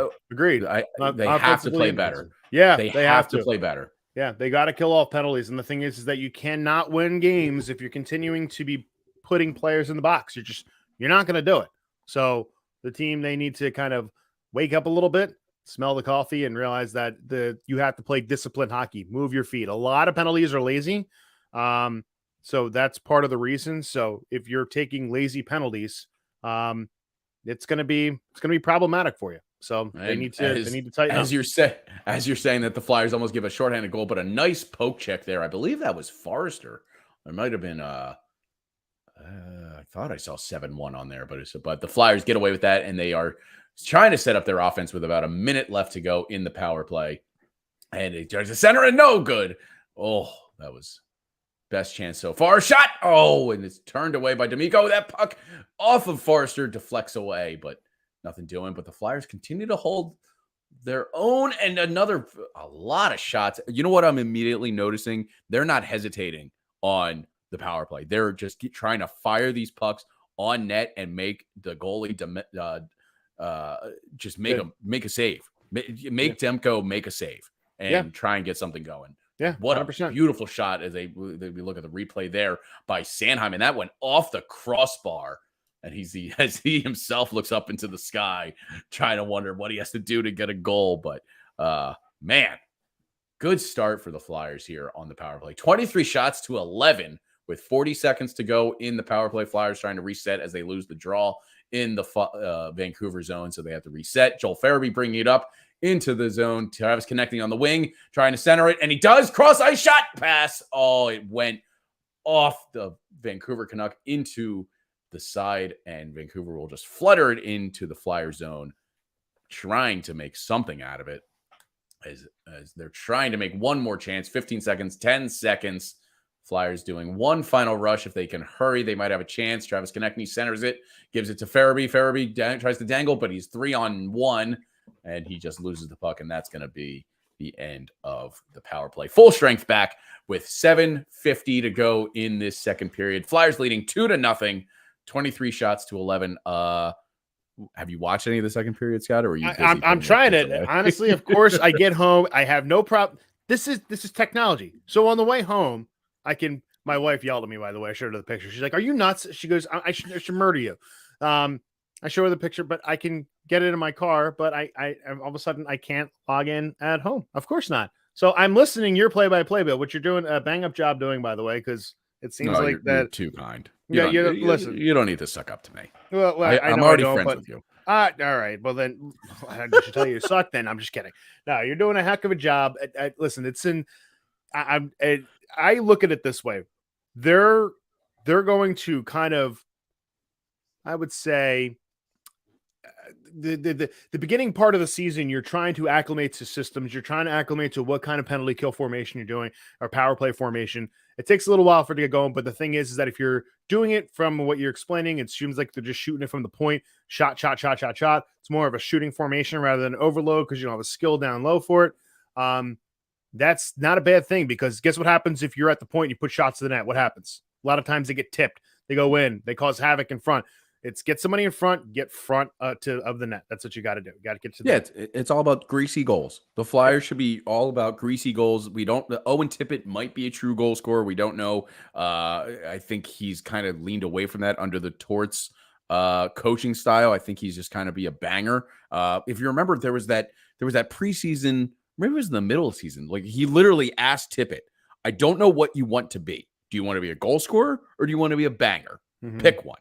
And I think he's starting to lean into that banger style while also having just a wicked shot. Like he's just using that to his advantage to try and be not a new school enforcer, I guess. Like the enforcer has kind of gone the way of the dodo in today's NHL, but I mean, it's still. It's not so much enforcer. It's that you need grit on your bottom pair. Yeah. You look what the Rangers did a couple of seasons ago. They added some grit, and everybody's like, "Oh, they added Barkley Goodrow. What's that going to do?" And look what they did. They made them work because you need to. They're tone setters. Yeah, you don't have guys like you don't have Dave the Hammer Schultz. You don't have Frank the Animal Bialois. You don't have all these guys with these fancy nicknames anymore. You don't have a Riley Cote. Knock it out on Andre Waugh. You don't have a George Parros. You don't have Jody Shelley anymore, but you have guys at the bottom who can contribute. and who can hit, and they call they cause a lot of havoc to other teams, and that's what you need to have. And without that, you're gonna get pushed around on the ice a little bit. And I think it's really important for teams to have that grit, because look, you can't just have an all skill team like Toronto, because of what happens come playoff time. You win one round in the last 20 years, and you think you won the Stanley Cup. So Yeah, Connor Miller and Peterson has had a couple chances. He almost had a goal in the first period, had a really nice dangle that Carter Hart just stoned. But Vancouver, despite what I think, as Flyers take a shot and it trickles. Oh, it just trickled. If there was someone there to stuff it home, it would be 3-0. But nothing doing there for the Flyers. And as they continue they have owned all of the pressure this second period. It's been really impressive to watch after getting kind of pushed around a little bit in the first period. Not lucky, I would say, but because they played well to get those 2 goals, draw the penalty shot. And obviously Igor Zamula had a beautiful shot of just 2 minutes into the game. Look at last season too. Last season, they got pushed around a lot in the second period. They had a lot of problems in the second period. And they were coming down and playing well in the second period. That bodes well for them. Yeah, so it's nice to see that Nick Seeler here trying to clear something and set something up. But again, good forecheck there by Vancouver. But again, good just clean exits from their zone and trying to set something up. Even when it's not there, despite having 8 giveaways in the first period, I can't imagine they have more than 1 in this second period. So playing very, very well so far for the Flyers. Yeah. Absolutely. I'm still trying to get online here. I get going here, Bill. Just bear with me a couple minutes. I thought as Demko freezes it and there's going to be a face-off here, Tippett getting into a little bit of scruff there. Good. He's a guy who you definitely need to see be tough in front of him, because it's still, you're trying to figure out what is he going to be? What is he going to be? Is he going to be a goal scorer? Is he going to be a tough guy? Can you do a mixture of both? That's really important for this. That's really important for his development. Oh, while we go into a media timeout, Andrew has a very important question. Did you grab dinner before you came on while putting the kids to bed? Nope, I did not. I have not eaten since lunch today. Actually, I can't say that. I had an apple around 3:00. That's the other thing. But get your natural sugar into you. Good for you. Listen, I can't. You can't go wrong with that. So I like going apple picking. So we do apple picking from time to time. So having that, it's you get fresh apples, really crunchy ones, not those waxy ones you get from the store. What? Are there difference in apples that you pick from a tree? You ever go apple picking? Like once or twice. Well, yeah, but I don't think you realize how awesome it is. It's absolutely awesome. I am going up to Lake George this weekend with the family. Very nice. So I don't know what that. I don't know what that entails. I'm going to Chicago on Thursday. Yeah, you are. Are you trying to catch a Hawks game? Trying to see. I'm trying. Now they have their home opener with against of all teams, they have it against the Golden Knights. So trying to get tickets for that is going to be a nightmare. Yeah, that's not going to be fun. No, it will not. It will not be fun. But you know what? We're going to try. We are going to try. You know why? Because that's what we do. We try. If you're just joining us here, we are just under 10 minutes into, or excuse me, 5 minutes to go in the second period here on the Flyers home opener. I am Bill Kornfeld. That is Scott Weinhardt. Together we are the Orange and Backcheck podcast, part of the Hockey Podcast Network. If you haven't already, make sure you are subscribed to all of our platforms, Hockey Podcast Network, YouTube, which you're watching hopefully here this evening, and also all of our socials, Orange and Backcheck, Twitter, Facebook, Instagram, TikTok, all of that good stuff. Make sure you have subscribed to us on Apple and Spotify. You get all of our episodes wherever you listen. So thank you for joining us. Just Scott, your neighbor called. They want their apples back. Stop picking apples from your neighbor's tree, Scott. That's what Dylan is getting at. My goodness. You know, we actually have apple trees in our yard. We planted a couple years ago. You're stealing from your neighbor. No, it's ours. It's in my yard. We planted them about 2 years ago. We've gotten like 3 apples out of it because they're still young. But yeah, man, you go to a fresh place, get apples. It's fantastic. It's absolutely fantastic. Give me the store brand Honeycrisp apple. That's what I'm going to deal with. Oh, Cam the Atkinson store brand. coming it up and he centers it, and there's nothing doing. Honeycrisp is a great apple. What are you It's talking it's about? the best, but I'm saying not the store brand. Get an actual Honeycrisp apple, not the crap you get at the store, Bill. Oh, you're telling me they're fake apples? Hashtag not real. I mean, they're not that what you're saying? fake, but I mean, they're not real. There's no wax in a real apple. They're not like shiny like you get on the store. That's a preservative. I'm fine with the preservative. It keeps you honest. I don't buy that one bit. This is your nutritionist talking, not you. No, let's you ever have an actual real apple? And Cam Atkinson. Or was that Farabee? I'm getting my 9s and 6s mixed up for some reason. Get your glasses checked there, Bill. You're right. I probably should. My time coming up. I will say this is the first game that I've seen them wear the orange, obviously because it's their home opener. Beautiful, absolutely beautiful. Well, that's why I'm wearing the burnt orange jersey tonight, the old '90s one to commemorate it. Yeah. Which jersey am I wearing, Bill? Lindros. Yes, sir. There you go. Yes, sir. That was easy because I can see the C. So if you're saying late '90s Flyers jersey, and you're telling me who it is, the first giveaway is a C. Yeah, I just gave it away, I guess.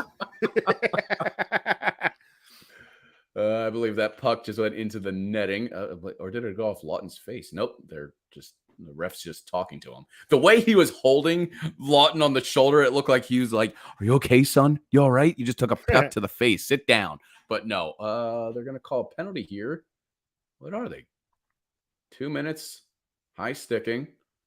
I'm assuming. Oh, they're going to call this on Vancouver. Let's see here. Oh, they were okay. So they were checking for blood on Lawton. So Lawton took a stick to the mouth. I don't think they called a double minor.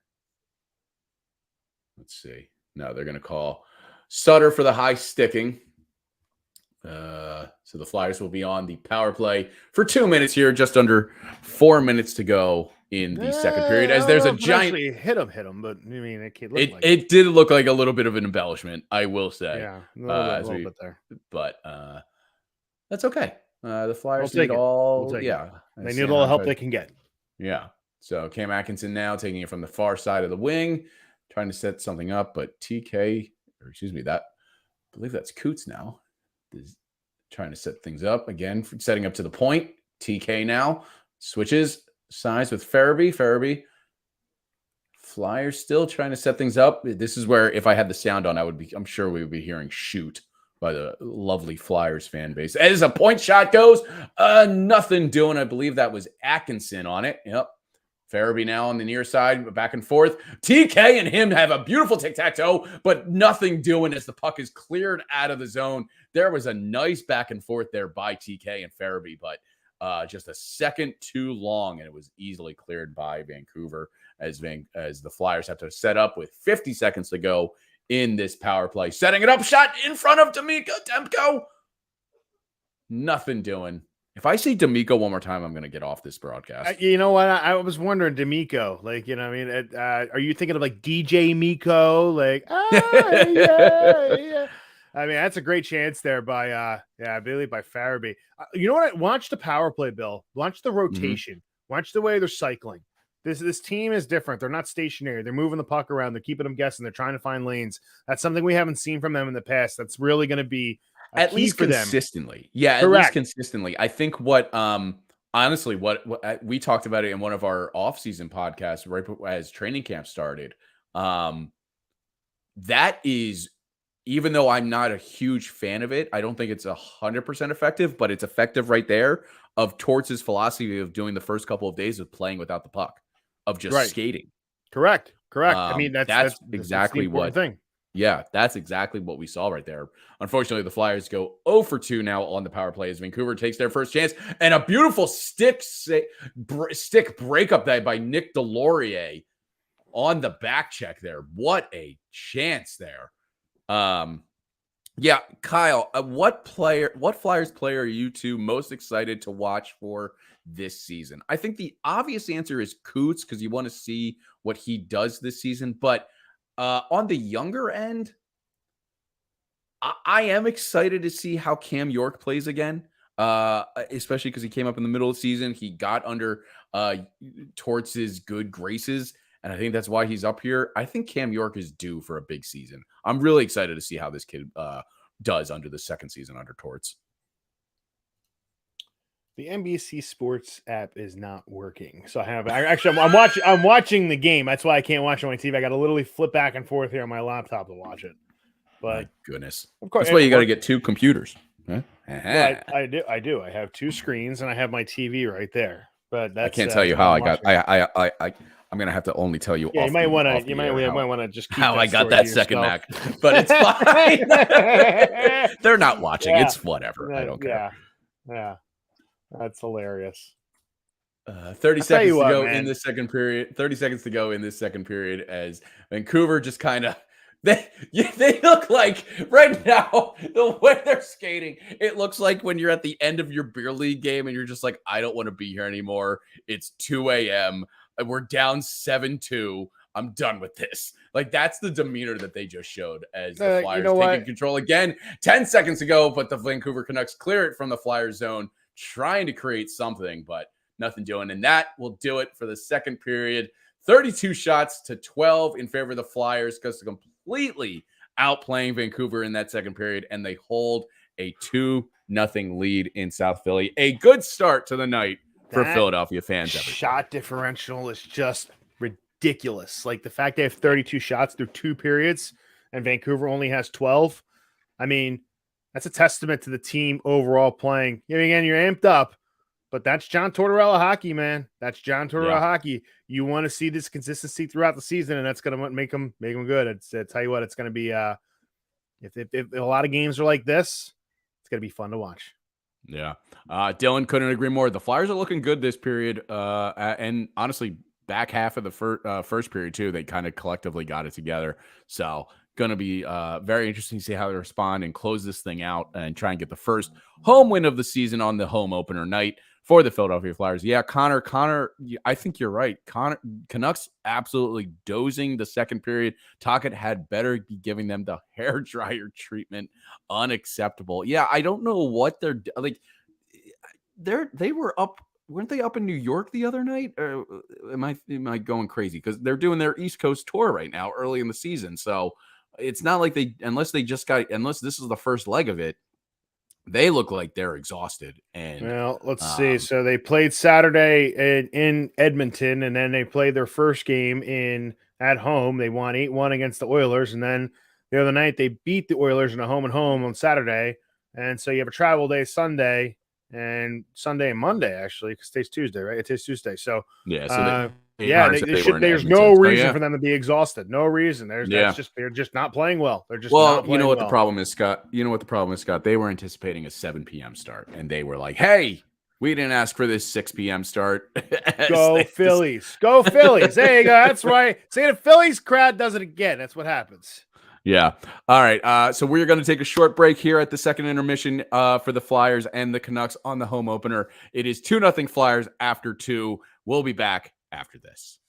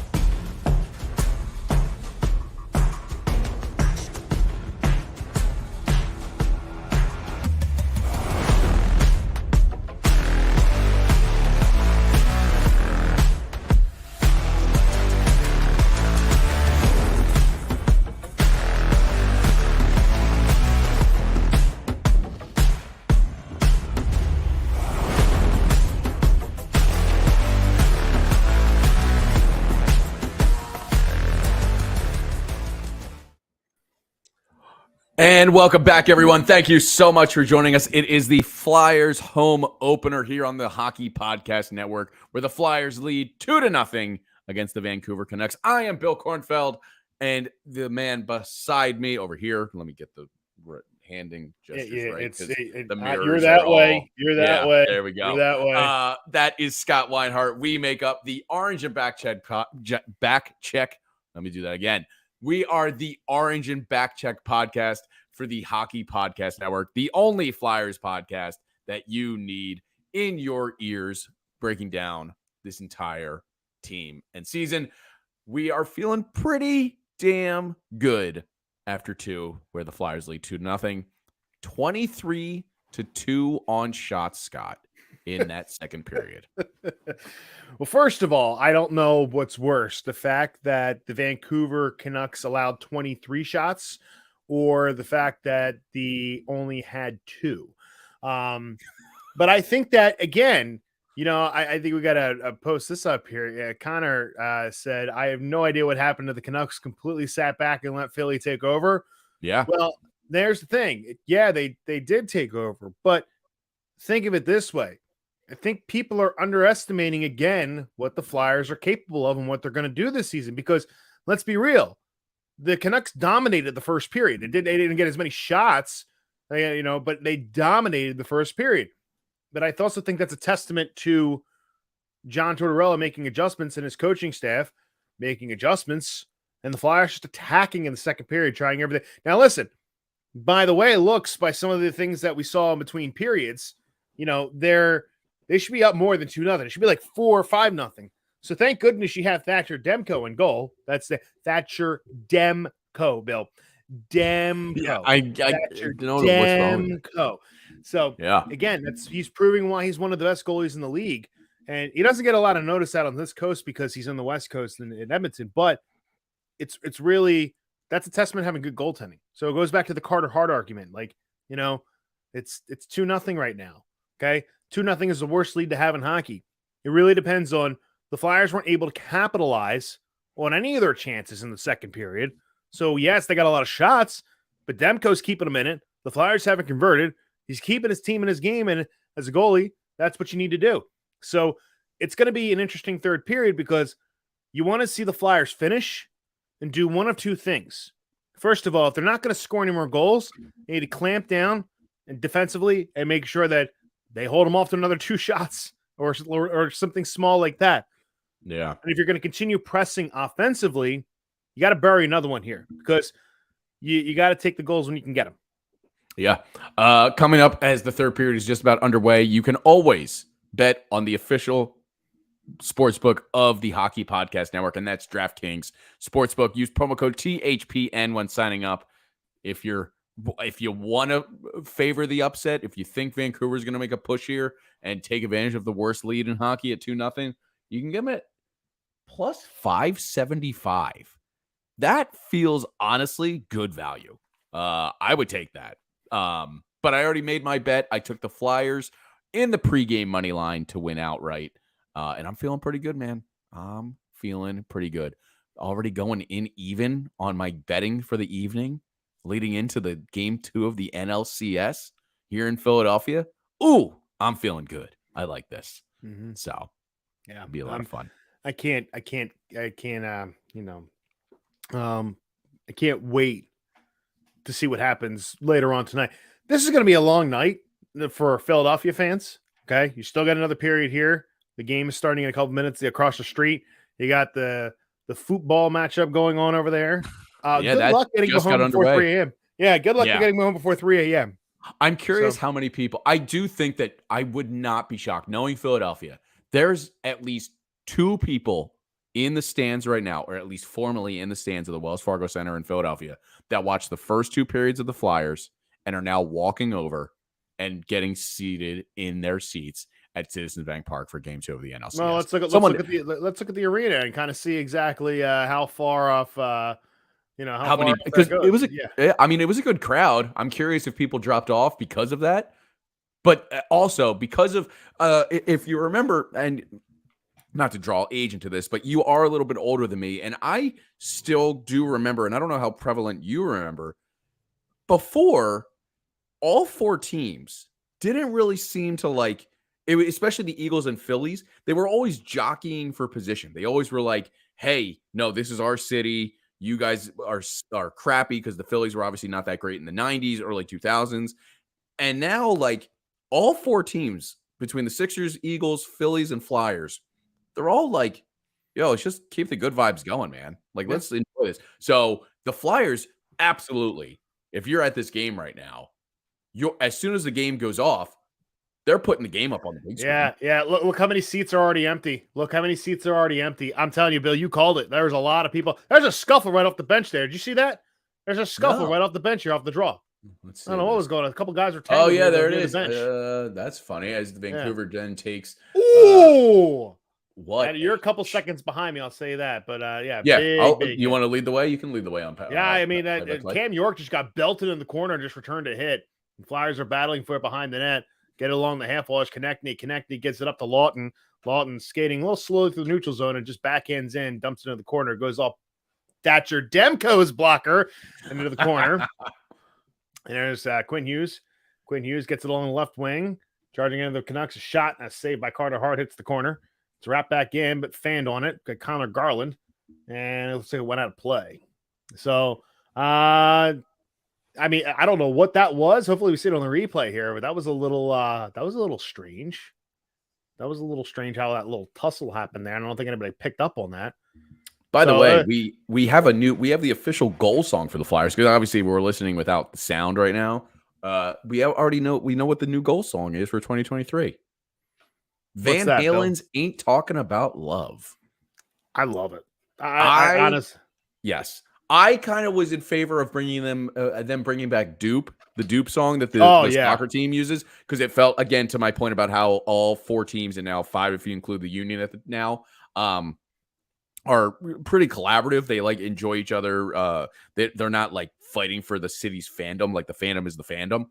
I was a big fan. I remember that was like 2015, 2016 that they had the Dupe song. That was more like 2012, 2013. Was it that long ago? Oh, yeah, it was that long ago. God. Yeah, that's when it was big. Yeah. Penalty on the Canucks here, by the way. It looks like Tyler Miles is going to go out for tripping Owen Tippett. Yep. So, yeah, just a lazy play. Just a lazy play. That's just a lazy play. Connor, I'm sorry. I know you're not going to be happy with that, but you got to keep your feet moving on that, dude. That's terrible. That's a terrible, terrible penalty. You don't need to. With his height, he's 6'8". Why do you need to reach like that? So, yeah, that was anyway. Tyler Myers too. Flyer. No, Myers wasn't a Flyer. No. Who was Myers? There was a Myers on the team. I'm thinking of Brant Myers. Maybe Brant Myers, way back in the day. Brant Myers. No, I'm encyclopedia for that. Cates wins the draw, gets it back to Tippett. Tippett back to York at the point. York moves across the line, plays it across. Yep, Canuck has a broken stick. It's the slot of shots saved by Demko. That's along the half wall. Here's Lawton. Lawton back to York. York back to Forster. Forster back to York again. Across. Tries to get it in the circle. Is knocked off the stick of, looks like, Cates. And the shot is wrapped around the wall. Forster back has it again. Right wing shot on that left wing. Tries to get it back into the center, but it's knocked away by Tippett. Tippett down to Cates down low. Gets it back out to the point. Here's York. York moves with it. Gets it to Forster. Shot saved by Demko. And Pettersson gets it. Elias Pettersson can't clear. It's finally knocked away and knocked out of the zone by the Canucks. Cleared all the way down. Carter Hart will play it. Bill, any color commentary? Good pressure. Sustained pressure. That's all I'm looking for. At this point, you want that next goal, but you also want to just kind of break them. Like, you want to break them mentally at this point to just be like, you guys are not winning this game. I don't care that it's 2-0. I don't care if it was 1-0. They are not winning. That you guys are not coming back into this game. Like, that's what they're trying to do with sustained pressure. Yep. Farabee and Atkinson tried to put a puck in the zone, but it was cleared out, and the Flyers will restart with it. Farabee cuts through center, gets across the blue line, and it has it poked off the stick, and the Flyers have to reset. Atkinson plays it back. It's hard to see. It looks like Cam York. That's Travis Sanheim. So Sanheim has it. He'll rip it along the wall, rim it down low. There's Couturier along the left wing, puts it back to Atkinson. Atkinson tried to play it back to the point, but Sanheim wasn't ready for it, and it goes back into the Flyers' end. 20 seconds left in the power play. Flyers not really showing much. Have one chance here, but not anything really sustained. Here's Farabee. He loses control going into the zone, and it's cleared out by Vancouver all the way down. Carter Hart comes out to play. 10 seconds remaining on the power play. Time for one last rush. Here's Sanheim. Now moving with too much speed up through the neutral zone. Flyers dumping in at the red line. Couturier gives chase. Demko comes out, but looks like there's a stoppage in play. Offsides, maybe? It looks like it might have been offsides. 3 seconds left to go on the power play. Not really the best start you want to have here in the third period for the Flyers, but at one point, at least you're still leading 2-0. 34 shots on goal, had so far 1 shot on goal in that power play. Did you just see that ticket promotion they had? I was too busy watching the silly string that Gritty was doing. That was the ticket promotion. It's called Gritty's Chaos Corner. Didn't they get rid of that? I thought, honestly, I thought they got rid of Gritty. Like, we haven't heard much from Gritty this Good. Yeah. Good. They pumped him for too long. Let's focus on the team like Mr. Schneider would. Mr. Schneider would have never allowed Gritty to come up. Here's Quinn Hughes, a shot. Big save by Carter Hart. Takes it right into the belly. It. Yeah, Yep. swallowed it right at the wall. Taking a spill into the boards. There's a little scuffle after that. Yeah, it was a little scuffle. Gardner Hathaway looks like he got a piece of Quinn Hughes. He was coming across, either him or Nick Delorier. Yeah, that was a nice hit. Along. I don't know. No. Okay. No penalty. No penalty. Yep. Definitely thought Delorier looks like he's in a little bit of pain. No, maybe. No, he's good. He's a tough guy. So that's what happens here. So Quinn Hughes takes the shot. And who was that? Was that fair? No. Who is that? 26. I can't tell 20. I can't tell who that is. Someone hit him right on the wall. Anywho, Flyers win the draw, but they lose control of it. Connor Garland gets it back to the point. There's a pass across. There's Tanev a shot, and it's saved. It goes above Carter Hart, and it's in. That's a goal. And it's 2-1. Wow. Brandon Tanev looks like he just got a piece of it. Connor Garland is going to go. Looks like he's going to get credit for that goal. They're going to take a look. Trade Flyers recently. Flyers are definitely going to look at this. Maybe they're looking for a high stick or something. Sorry, it was Susie, not Tanev. I read the name wrong. It went off of Brock Boser, and Connor Garland just pushes it into there. Maybe, but he's attacking the puck. Let's see if it causes him not to play his position. Carter Hart pushes off there. That is going to be goaltender interference. He kicked his pad out of the way. Yeah, I would say kind of put the puck in. So Susie shoots it. It goes off of Brock Boeser. Connor Garland goes to the net, and he kind of skates into Carter Hart, not allowing him to play his position. Stahl led up too because he couldn't find the puck. He couldn't track it, so he kind of let up on the defense. That was interesting. Yeah. A little bit of a breakdown of defense, but I think this will be – I think you're right. This is going to be goal. Yeah, it looks like they're going to be challenged on the play. They're going to challenge the call. The Flyers are.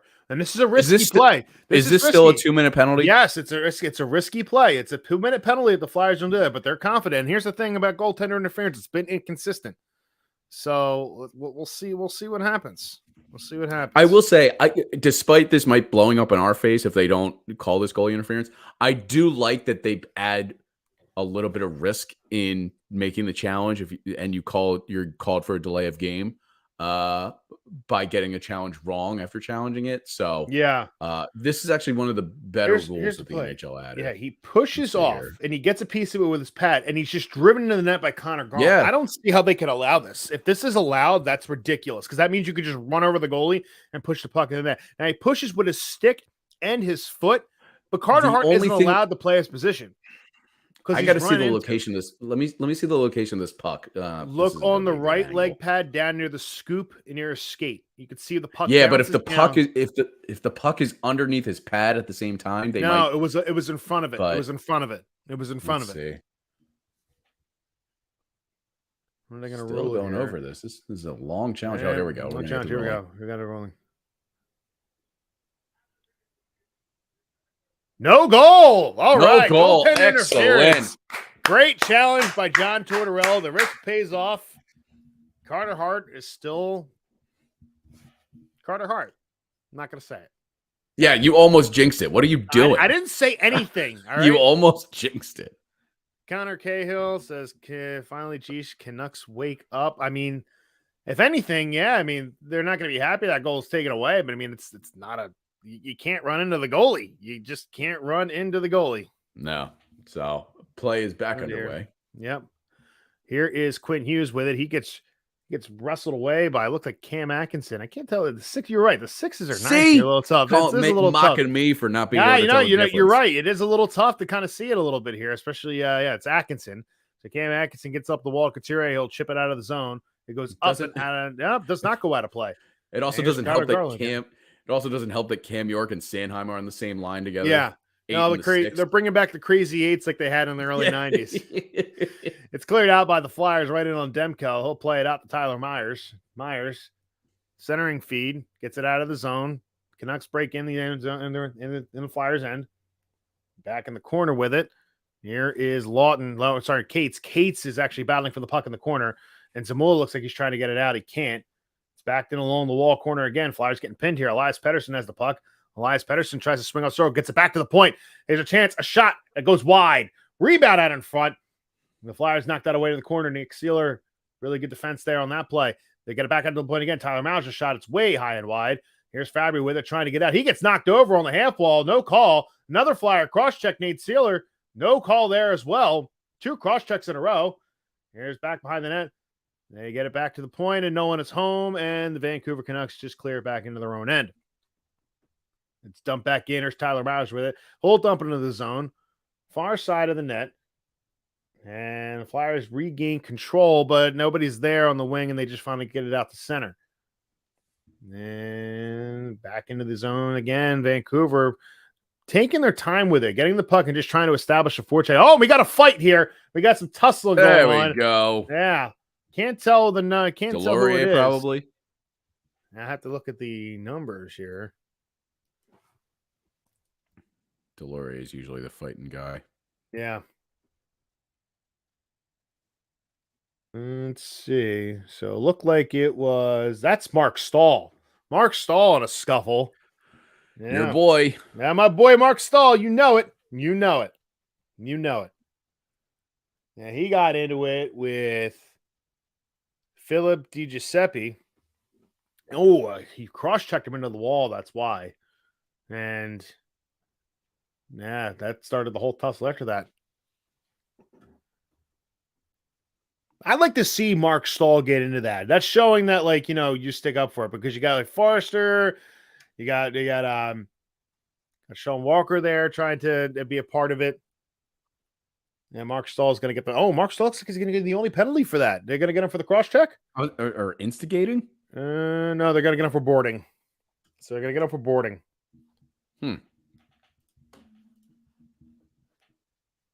But it wasn't along the boards, was it? Wasn't it an open ice hit? No. He definitely got him a couple feet away from the wall. They're both going off, so I don't know if they're going to be offsetting or if it's going to be. This should be offsetting. It could be offsetting unless they get an extra rough. That's boarding. Yeah, that's 100% it's boarding. Yeah, without a doubt it is. That's not okay. That's Mark Stahl being an idiot. Well, listen, sometimes you got to be an idiot. Sometimes it's a good thing if you're an idiot. Nothing wrong with that, man. Nothing wrong with that. So here we go. 4-on-4 for 1:55. And Travis Sanheim tries to deke around 2 guys, spins around on his own at center and tries to go in. He dumps it in. Cam York gives chase along with Quinn Hughes. He dumps it along the wall. Picking up is Vancouver. Vancouver outlet pass through center. Here's Hughes. Hughes along the left wing takes a shot and a save by Carter Hart up high, and he covers up. What a shot by JT Miller, tried to go upstairs. But Carter Hart stands tall to the task and keeps Vancouver scoreless. Any commentary, Bill? I'm not going to say it. I'm not like Carter Hart. I didn't say really it to say anything. No, I know. Also, my YouTube crashed, so I got to. Okay. I got you. So I'll hang it on from here. Okay. I think I got it. I think I got it up and running, but I'm I'm like more than 20 seconds behind you, but it's fine. It's all good. Puck goes out the center. Travis Konecny gives chase, tries to catch up to it, cannot against Philip Roenick. Right now, it's the Flyers really pressuring here. Cates pressuring Hughes. Gets along the left wing, gets it over to Connor Garland. Garland along the left wing, gets through the middle, and poked it in the net after the whistle blew. Oh, boy, and we got another tussle here, as it looked like a Vancouver player tipped it in after the whistle blew. I can't tell who it was, but the Flyers take exception to that. That's one thing you don't do to a goalie. You do not do that to another goalie. So that's gonna get Good you a lot of trouble. save. Yeah. Looks like Sam Lafferty was the one who had to have. Yeah, Sam Lafferty. Sam Lafferty was one. Looks like the play was dead. It was offsides. He goes over and taps it anyway. And what are you going to do? And Travis Konecny comes over and gives him a real good shove in the face. Good for him. Yeah, rightfully That's so. sticking up for your teammate there. And the play was over. And that's the thing. He made the extra move after the whistle. And Travis Konecny just went in there and blasted him in the face. That's being a hockey player, man. There you go. That's being a leader. That's leading by example. And it looks like they're both going to the box. Yeah, it was offside. Yeah, they're both going to the box. Or is it just Konecny here? Looks like they were both skating to the box in that direction, but Konechny's really not happy about that. Stepping up for his team. But but it is roughing. Don't get me wrong. It is a roughing call. Yeah, they'll give. They got to deal with the little pissant. Yeah, they're actually going to discuss what's going on here and figure it out. Oh, come on, Travis. Don't do that. He just threw the towel over the camera in the penalty box. Come on, Travis. Don't be that guy, okay? Don't be that guy. Oh, yeah, you're pissed off, but, I mean, come on. The guy deserved it. It's one thing you just don't do. It's an unwritten code of hockey. You don't do that. You don't, when the whistle is over, you don't shoot on the goalie. So Lafferty is going to the box as well. So he shrugged his shoulders too. That's what annoys me. I think that's what annoyed him the most. Like, what? Lafferty was like, "What did I do?" And then took a shot. I love this earful that Konecny just dropped the F-bomb. He ain't happy. So I don't blame him. I don't blame him either. Don't be mad about that. Also, new flow for Konecny. Yeah, Connor Cahill says that Konecny is a grub. Well, I mean, we prefer the term pissant, like Ron Hextall called him when he before he drafted. We prefer that's the term that is used for that. So, and also Myers consider himself lucky to be a Canuck right now. He's just so below average in defense. So I mean, that's kind of been the story of his career. Buffalo, going to Winnipeg, and here he hasn't been. For a guy who's that big, he should be bigger. A shot. Oh, big save by Thatcher Demko. A shot off the wall. Looks like it came from Atkinson. Demko just gets a piece on it. Here's Hughes behind the net. Earlier, when I was like Tyler Myers, former Flyer, I was thinking of Philip Flyer. Oh, Philip Myers. Yes. Yeah. Heroic, here's a chance for Quinn Hughes. Hughes has the room. He gets back. Oh, he peels off the circle, moves to the slide, gets it back across the shot. Saved by Carter Hart. He loses his stick. It goes back out to Quinn Hughes at the point. Hughes moves to middle.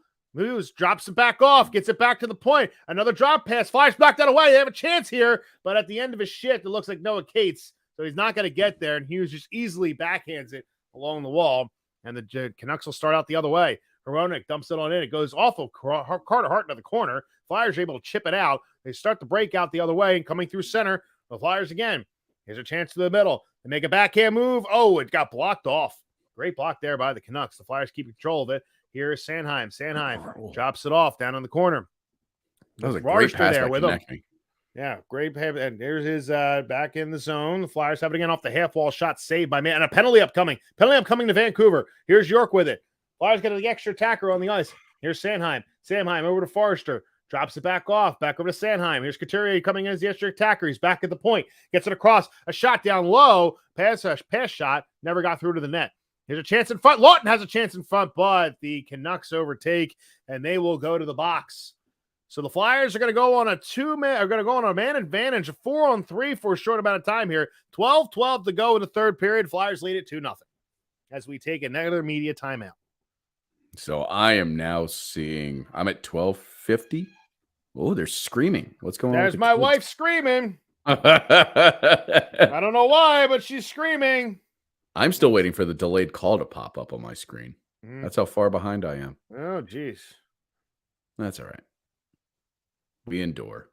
We endure. We will endure. Who said that? Trey Turner just went yard. Phillies up 1-0. No, he didn't. Right. Yeah, baby. There we go. Let's see. There we go. That's why my wife was screaming. All right.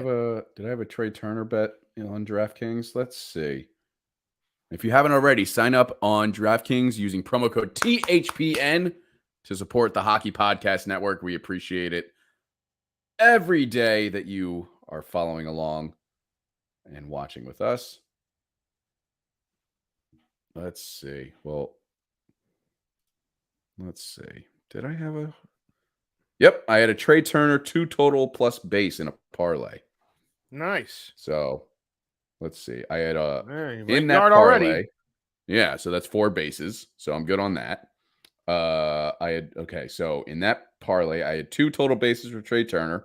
I have a Bryce Harper RBI hit and 2 plus bases for Harper and Aaron Nola to have, let's see, 4 plus strikeouts. So feeling pretty good. And he already has 2. Well, we're going back. Bobby Brink looks like he got hooked on the play. And a Canuck fan is saying the refs are gifting it to Philly. We're already blaming the refs. That's exactly what's happening right now. We know exactly what's happening. Hey, I've been there, buddy. I've been there. Yeah. All right. Face off to the right of Thatcher Demko. Noah Cates into the draw. He will face off against, looks like Höglander. Nils Höglander. Bobby Brink has along the wall, gets it down low. Here's Tippett. Tippett gets it back to the point, went off the half wall, finally chipped back down low. Cates gives chase, but the Flyers can't keep it in the zone, and it's cleared all the way down. Carter Hart stops it, and the Flyers will start up again. Here's Cam York. Head up the whole way. Only one Canuck giving chase. Tips it in at the blue line, gives it off to Tyson Forster. Forster tries to get it back to the point. He does. It's Tippett. Tippett will rim it down low along the wall. It goes to the corner. In there with it is Bobby Brink. Gives it back up to Cam York. Back down the Brink. Brink moves up the half wall. Tries to center it to toe and Tippett, but it's taken away. And Tippett intercepts it. The Flyers still have it back in the zone. Here's a chance by Cates in front. Saved by Thatcher Demko. What a stop in front off of Noah Cates. What a play that was. A little pretty play down low with the Flyers with a 38 shot on goal. A great chance, a great play after the turnover. So Bobby Brink causes the turnover. Tippett gets it down low to Noah Cates, and a play in front tips in on that Thatcher Demko. Nobody really got good wood on it, and it stays out. But the Flyers still have 1:13 to go in the power play. Bobby Brink, 4 shots tonight, 13 minutes, a nice time. Nice to see the development from the kid. Here's a play in front. Atkinson gets it back to the point. The Flyers will take their time with it. Atkinson back to Sanheim. A shot, save, rebound, went to the corner. Good rebound control there by Demko. Farabee behind the net, loses control, and the puck goes all the way down. Carter Hart's going to play that one. I love Bobby Brink. I think he is going to be not a standout star, but he's going to be a very nice contributing factor to this club this year. Agreed. I don't disagree whatsoever. Flyers enter the zone offside, and the faceoff will move back out the center. You know what? If he can stay healthy, he had that injury last year. If he can stay healthy, that's going to be really important. We've been saying all along, a lot of things have to go right for this team, but it really is developing on how well the youth can really contribute to this hockey team. And that's going to be the main difference. It's not so much about them scoring a whole bunch of points. It's how well the youth develops. Carter Hart, off the faceoff, had the puck rimmed into him, turned it over, and had to make a save on the power play. 30 seconds left in the power play. That's just a 20th shot of the game for the Vancouver Canucks. Here's Sanheim making move through center, gains the blue line, tries to make a pass, but it's tipped out of the way by Vancouver, and the Flyers have to reset. 19 seconds to go on the power play. Try to get one more rush here. Flyers have it go off a stick. Atkinson looked like he was offside. He stayed with it, and the puck is moved out the other way. Sean Walker dumps it back in the zone. It goes off a stick, but that's going to be icing. That's going to be icing on the Flyers with 6 seconds to go on the power play. It's pretty much all null and void. They get 2 chances off this power play, 2 good chances off the power play. But again, Thatcher Demko, for as not as well as the Canucks have played tonight, they have actually been really good goaltending from Thatcher Demko, and that's the value that you have in him. So it kind of reminds me of the Flyers a couple years ago when all they really had was Carter Hart. Like you were like, oh, this kid can be a part of something if we get the right talent around him. Right. And I think there's a very similar parallel to Demko in Vancouver. Agreed. Halfway through the third period, Flyers, the penalty is expired. Here's a chance by Boser. Save made by Hart. Rebound, kicks out in front. Flyers able to get that and get it out of the zone. Bobby Brink on the good defense there as the Flyers look to change, as they had to bring Sean Couturier back out to take the draw because of the icing call. Quinn Hughes, I've said his name a million times tonight just in this period, gets it up to Elias Pettersson. Pettersson has room along left wing. Delorier got a stick on it to knock the puck out of the way, but it's rimmed down low. Here's Besser back to the point. Besser across to Hughes, back to Myers. Myers takes a shot, blocked off in front. I think it hit his own teammate. And the Flyers will get it, and Hathaway will knock it out of the zone.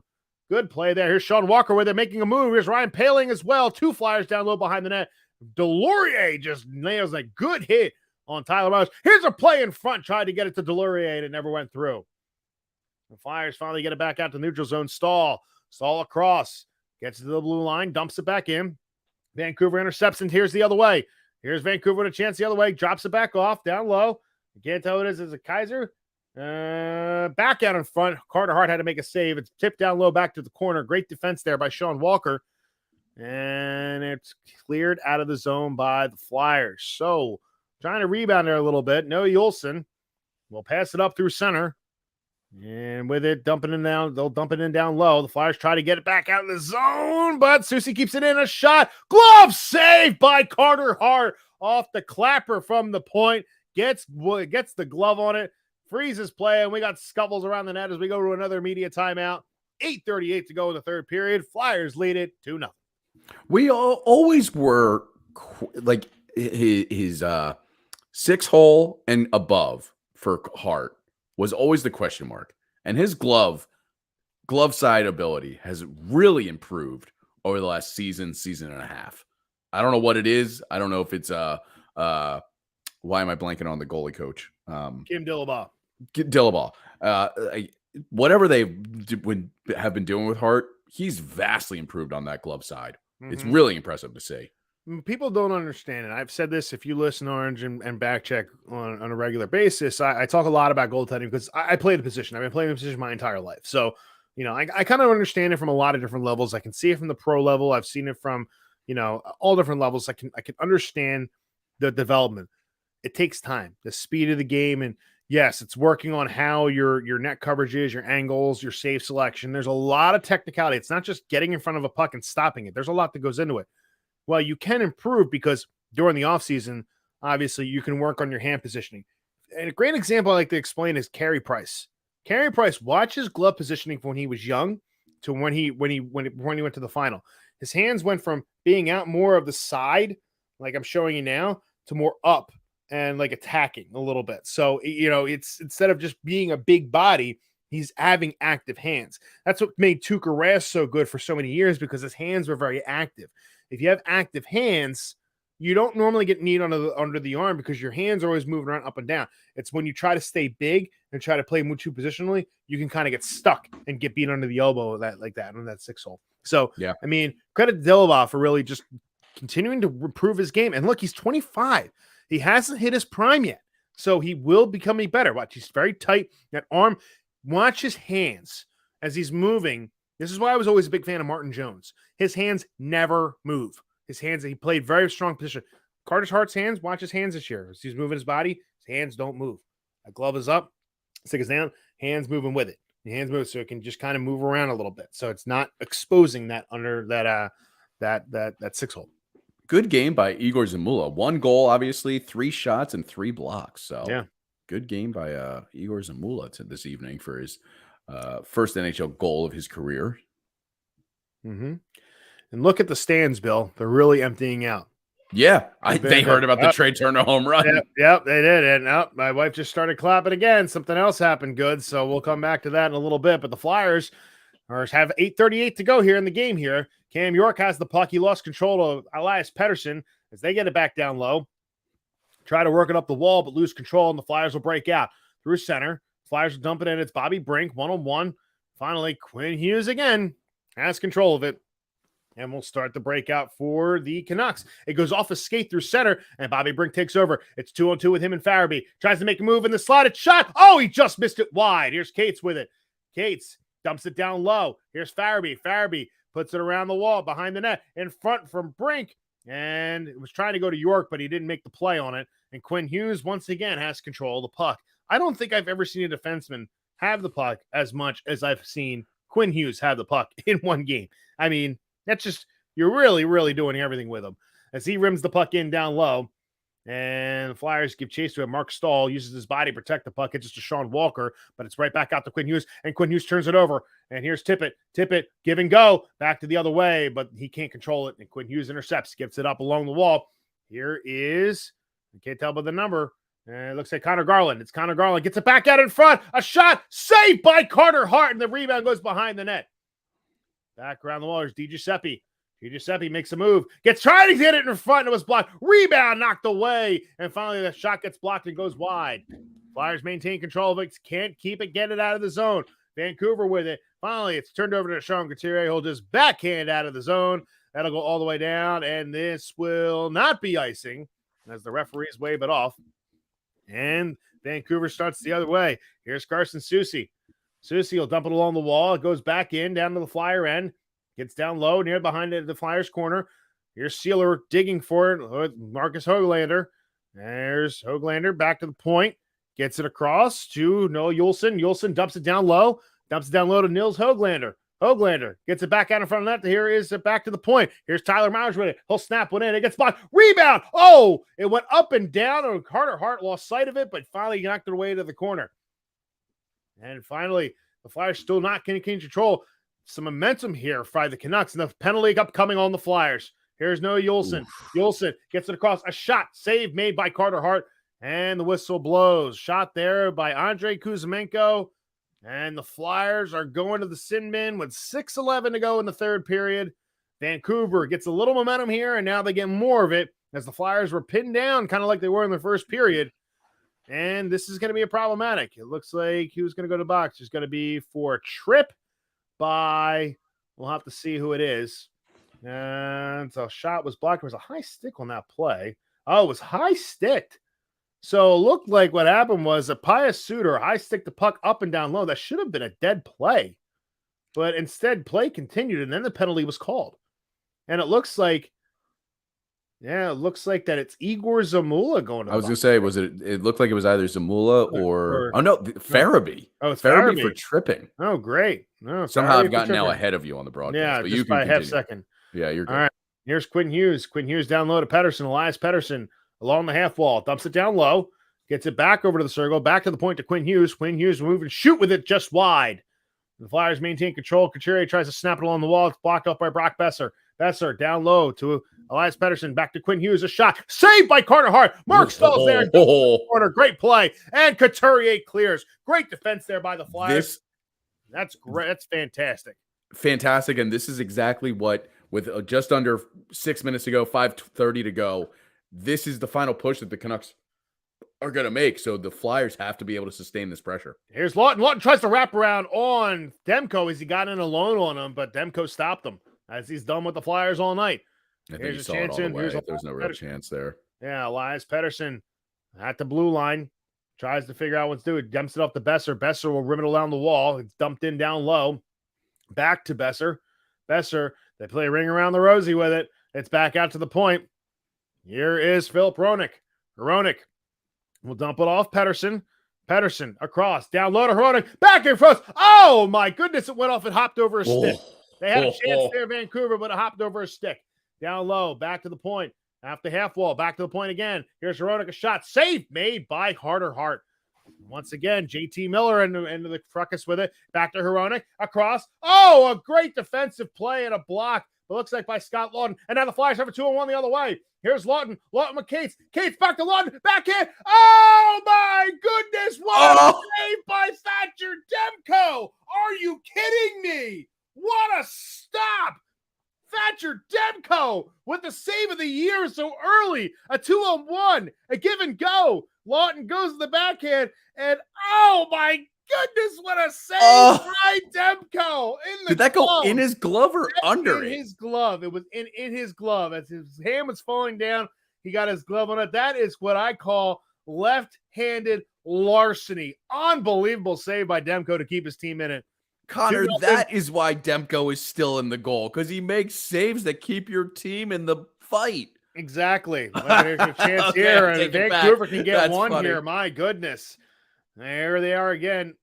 Machines are home network. Otherwise, stop streaming for other devices to continue watching. So that's where we're at right now, Bill. I'll try again here real quick. And the Flyers will dump it back in the zone. Here's Cam York.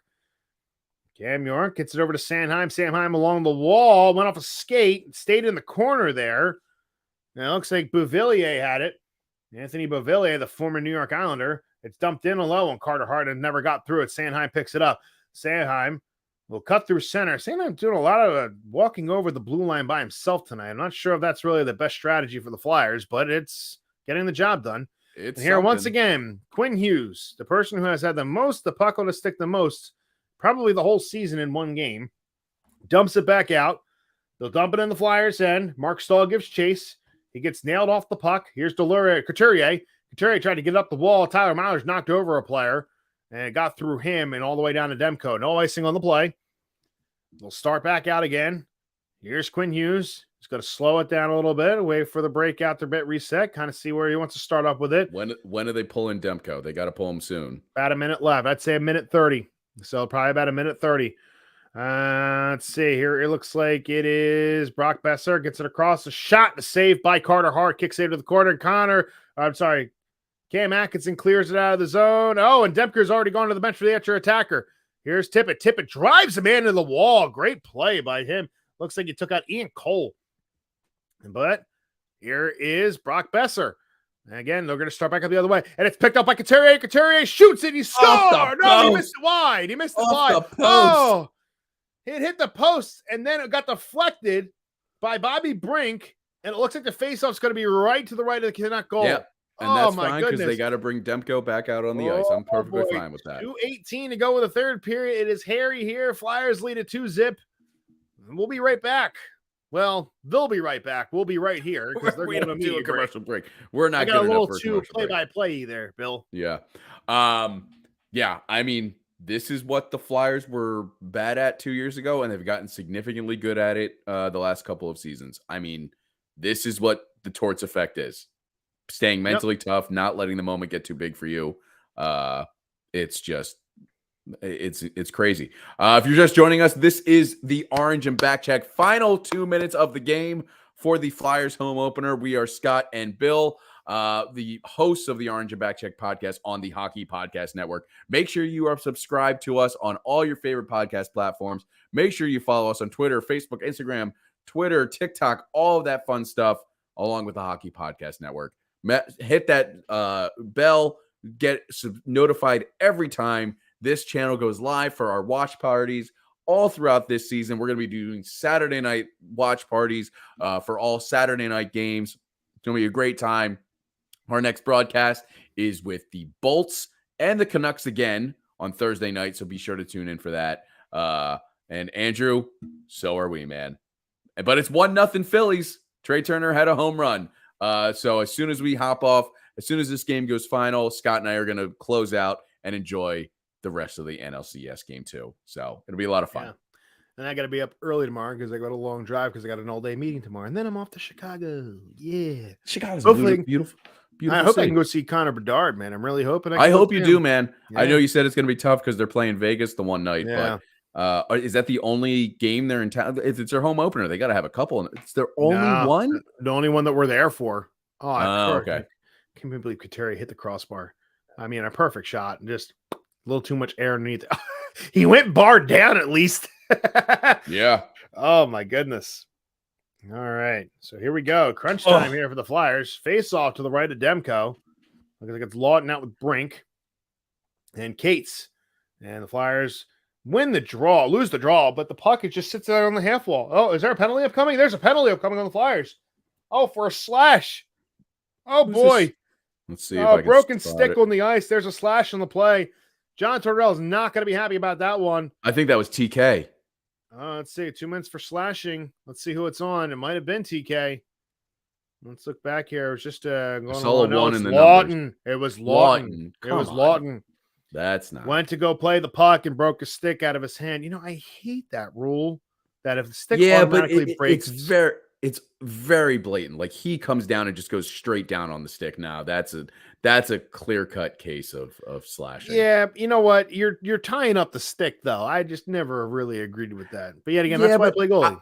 I agreed with I see what you're saying, but at the same time, like think about it, like you're literally taking their tool on the ice out of their hand. Fair enough. They can't. So I think like it makes sense. Okay. I see your point. Here's Pettersson along the wall, gets it back to Besser. Besser across to Hughes. Hughes walks the line and shoots just wide. It goes back along to the point down low. Connor Garland, I'm sorry, it was JT Miller gets it, but he tried to get it back out to Quinn Hughes, but he wasn't along the wall. And the plan, they'll have to reset. And here's Quinn Hughes carried in by himself, dumps it off, gets it across to Besser. Besser down to Pettersson. Pettersson goes it across the way, cross ice, back in. They put Demko up to the bench again. So they have 2-man advantage right now for a minute 18. So this is a really pretentious moment for the Flyers. They've really got to try to kill this off here. The Flyers get it. Can't clear. Oh, they finally do clear. It looked like Tyler Mouse tried to swipe at it and missed. Here's Quinn Hughes again. Quinn Hughes taking his time, working through center, gets it, dumps it in down low, giving chase to it. Connor Garland, and it looks like the Flyers had a chance there to get it out, and they don't. But here is Quinn Hughes. Quinn Hughes down to Pettersson. Pettersson across to Hughes, back to Pettersson. Back to Hughes. They tic-tac-toe with it. He almost lost it and kept it in the zone. Hughes, Pettersson, a shot. Save made by Carter Hart. And it looks like something hit up high and play is called. I don't know if it was a penalty or something, but play was called. Maybe I think Sealer's helmet may have came off. So they call stoppage on that now too? And they might have. Oh, no, he took a puck to the head. Oh, God. Pettersson gets a rip off it. Oh, it hit him right in the back of the head. Oh, yeah. Man, that's why. Oh, that's called blocking. He looked at the ref and said, "I'm fine." Yeah. What a nut! Wow. He said, "I'm fine," and now everybody's looking at his helmet and it looks fine. He's moving on. I mean, coming off an Elias Pettersson clapper too. That's interesting. Carter Hart's reaction is like, "What just happened? Oh God!" That's what I never understood. I've seen guys with like no face masks, like dive in front of me. I'm like, dude, I got all the equipment on. I got let it hit me. Like, you know what I mean? But that's laying out for your team. Timeout called here by the Canucks.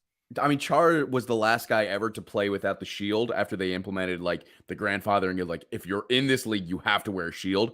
Thinking about that now, that's psychotic. The guys like Pronger, Chara, they all played without a shield. Yeah. Well, think about the guys who would play without helmets in the 70s. Oh, well, yeah. And Craig McTavish in the mid-90s was still not wearing a helmet. Yeah. That's absolutely insane. Yeah, any player now that comes into the league, I think after 2011, has to wear a shield. Yeah, it's been in the league forever that I think now that Chara retired, there's no one in the league that doesn't wear a shield. Right. Which is smart. Protect your face, man. Yeah, protect your face. Yeah, protect your eyes. You only get 2 of them. You can't replace them. Anywho, most shots on goal in a Flyers home opener in franchise history. In 1975-76, they had 50. This year, they have 42. Third all-time in Flyers history. All right, Flyers can't win the draw. It's picked around on the wall. Couture's there, and Couture gets it out of the zone with 30 seconds left on the power play. Quinn Hughes. He's going to try to make a move. Gets around Cam Atkinson. Dumps it in down low. Carter Hart stops it. He'll play along the wall. It tips off in front. Cam Atkinson turns, and he clears. Gets it all the way out of the zone. With 30 seconds left, Quinn Hughes looks like he is absolutely gassed. He comes back. Yeah, I can't blame him. He's been the only reason they're staying in this. And the Flyers get it back. He turned it over in the neutral zone, and it's cleared out. And getting to it is Couturier with Hughes battling there in the neutral zone. And finally, it's tipped back out. Here's Atkinson trying to get control of it, but it doesn't matter. 8 seconds to go. Then the Canucks will just kind of play tic-tac-toe to Hronek. Back out to the middle. The Canucks come into town and are shut out by the Philadelphia Flyers, who win their home opener by a score of 2-0. It is Carter Hart's 6th career shutout, made 25 saves, and his 2nd career home opening shutout in a Philadelphia uniform. Excellent. Beautiful game by the Flyers. Beautiful. Complete game. Last time, Bill? When was the last time? This is not on the screen right now. I just know this because I was there. When was the last time Carter Hart had a shutout in a home opener? In a home opener? Mm-hmm. Gotta be 2021. 2019. 2019 against the Devils. Oh. Had his Wait, first was his career. first- It was his first career shutout in that game. So he's had 2 of his first 6 career Wow. shutouts come in a home opener. Wow. Very Mhm. impressive. Yeah, All fun right, fact for Carter. you. Way to go. Mhm. That's 1/3 of your. He said this was his 6th already. Yeah, 6 career shutout. Yeah. So 1/3 of his shutouts have been home openers. Exactly. Nice. Yeah. Very Yeah. nice. All right. We have got to go because there's a little, not gonna lie, a little bit more of an important game. By the way, Excuse me, I don't say that. The Flyers just won, man. That's they true. have 4 points in this. They have 4 points in the season. By the way, I saw one because I was dealing with my stream issues in the 3rd period. Anthony Sanfilippo went from Wells Fargo Center over to the Citizens Bank Park for coverage for their outlet, Crossing Broad. He said it took him 50 minutes. They delayed the soccer match by 20 minutes because the teams got stuck in traffic. No way. That's how insane it is down in South Philadelphia. We should just go. Yeah, so that's how crazy it is. Right. So we are going to hop off. Thank you so much for joining us here on the Hockey Podcast Network's YouTube page. We're going to be back again in a couple weeks for Saturday night, but don't go anywhere. We are back here as a network for the Thursday night matchup between the Bolts and the Canucks, again, trying to bounce back from this 2-0 loss. So don't go anywhere. Make sure you are subscribed to the YouTube page. Thank you so much, as always. I am Bill Kornfeld. That is Scott Weinhart. I'll get it right one day. Yeah, you are Bill Kornfeld. That is Scott Weinhart. Make sure you subscribe to us on all of our podcast platforms, Orange and Backcheck Podcast. And thank you, as always. Have a good night. See you next time. Let's go.